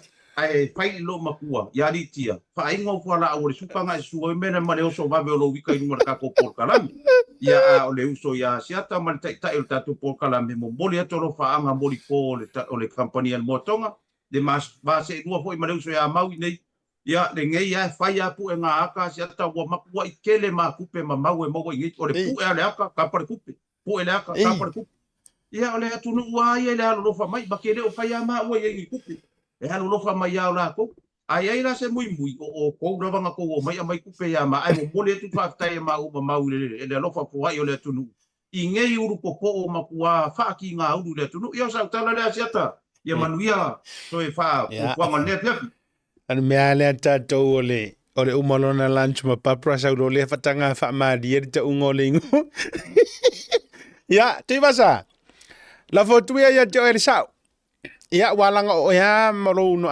ia amaya le to fai ta u ia le tatu por kalame ma se vai nga te fieta no ai le nei fia fa fonga usi samoa afta tele lava e la to fa foi ya lo tusa foi mo tatu por kalame to te ya el ngai vai ngole aso to te lo fa mai arka ko por kalame ia ai ka ko po ia le fonga usi arka ko palmenga le aso kaiau ia ka ke fia falongolongo se good news ia marka ko palmenga ia kusai foi marfa ko falainga ale sunga ya pari chon tai malangi nga fika ikunga i lua vai aso talwai o longolongo pui ali i reo ka ko kumalo ia e ala lava ngai pili mangi kula fonga fa e mai ra ko inga ia akungia o kaya mo ma se good news ia ka ko kapua ia pai bo sia ka ko palmenga re aso taiau ia ngai vai ngore aso ia momoria ko lo fanga po ita ko panga o malava ma wo por kako por kalame o mai moa ia ma papenga phong ka fonga mai dingai vanga o le aso ia o ko kuai ia nga sia wo fo le ai mo le ko lo fanga le fionga ia salama kua raso yang ia ai denga ka foi le ia le fionga ia tuiloma muri Crichton ia lo fa ke le atu ia Pivasa mo o tau malava ia manuia tele lava vanga ko ngai vai aso soifua mai manguia alo lava ya mau langa o o matou tama sapai tama e fata fita fea ya o le tama fo i o pe ai le te mangoto la fotu ya tau runga mai so finangano Aftai siata mo le avanoa. Se o mafukanga ka ko mga kuai lo le afo ge le koi inga Amerika. O le la ko fai nga woa o fea nga e foi banga luenga ia ku ngai fafo. O le koi inga Amerika la. Ma le koi inga sainga o i mar koi inga Japan. Ia mar koi inga mai Afrika. Ele le ia la mafukanga la uri le la fe kau i makarkalango. Waru kalango ngala wori o so kala koi inga Amerika fai mai. Ko ke lo me le o ke mimika ma ko ku langa ma ko mo ku ra ele ku ka ka masinga io mai so le sao o so me le ya pag mai ya me foi le lingo ka fia ka fa me melo ma ko o ya pag langa foi ma ko wa ku mo ku ra ele ka le pag ka foi le mas ya ya langa fo fora Afrika o so ku lo ma ko Afrika fa mai ya e or ku langa vo de nga e va vengo ko e fo yo nga ka mika le mako ku o Afrika langa fo yo mako ka sa mo ku la ele ka ile la yo o le la o le me vengo yo o so lo marco inga ya pangi ya so le okay o fo la so le mur ka ko ku ai kari lo mala Afrika me nga le mo ke uri e fipia yo o makua i mu le papa kiu la fia fringe yo e fa fetai nei mastanga aftai fo ida fionga ya lupe matasila ile fa vano lo na ofisa a wapo nga ka wan mere a vidi mai ka e kasela ka la fa bi ka fe kawil motonga yo o tulanga na pe wa ave wa pa fo ile o le ngofuanga wa mai de fakanga nga lo korwa ia maua ya u ke mi uma lo winga po fe lava o ke aru yai motonga ya fa tai la ina tato por ile hotel tai foi la to far mai balai ile hotel le moto fale be fale Também era uri era umar kami arnge sau wala ya malo va tai ona na uta wolunga manto wa por kalame ya ai se aleu se ngana wale tau tamali wakapungi mala laptop ala usau no tanu ya wa fosi manto fa mo de vanga via fi ya lupe foi va ese ya la foi fonga va tele manatu malangona o fasoa ya patino ni tangata ia me ser fasoa ai ni me pa o papa ila fa fonga ya ko fa foi me ya manto ani me ya ngama le longo le ya me ta le ya fa mai tatu sa ili inei me uma ma faia ina ia fia mai ai le e ana me uma ya itato ya fa umar manto proclame se yo okule fa ungol tatu va yaso mo proclame e botao patu se tatu fa lo wilo mani surviving ngam ka ko papkiu to television fa fisini mai ya ale le ka ko ka fa unga fa e fa tatu papkiu fo masan le tatu ainga papkiu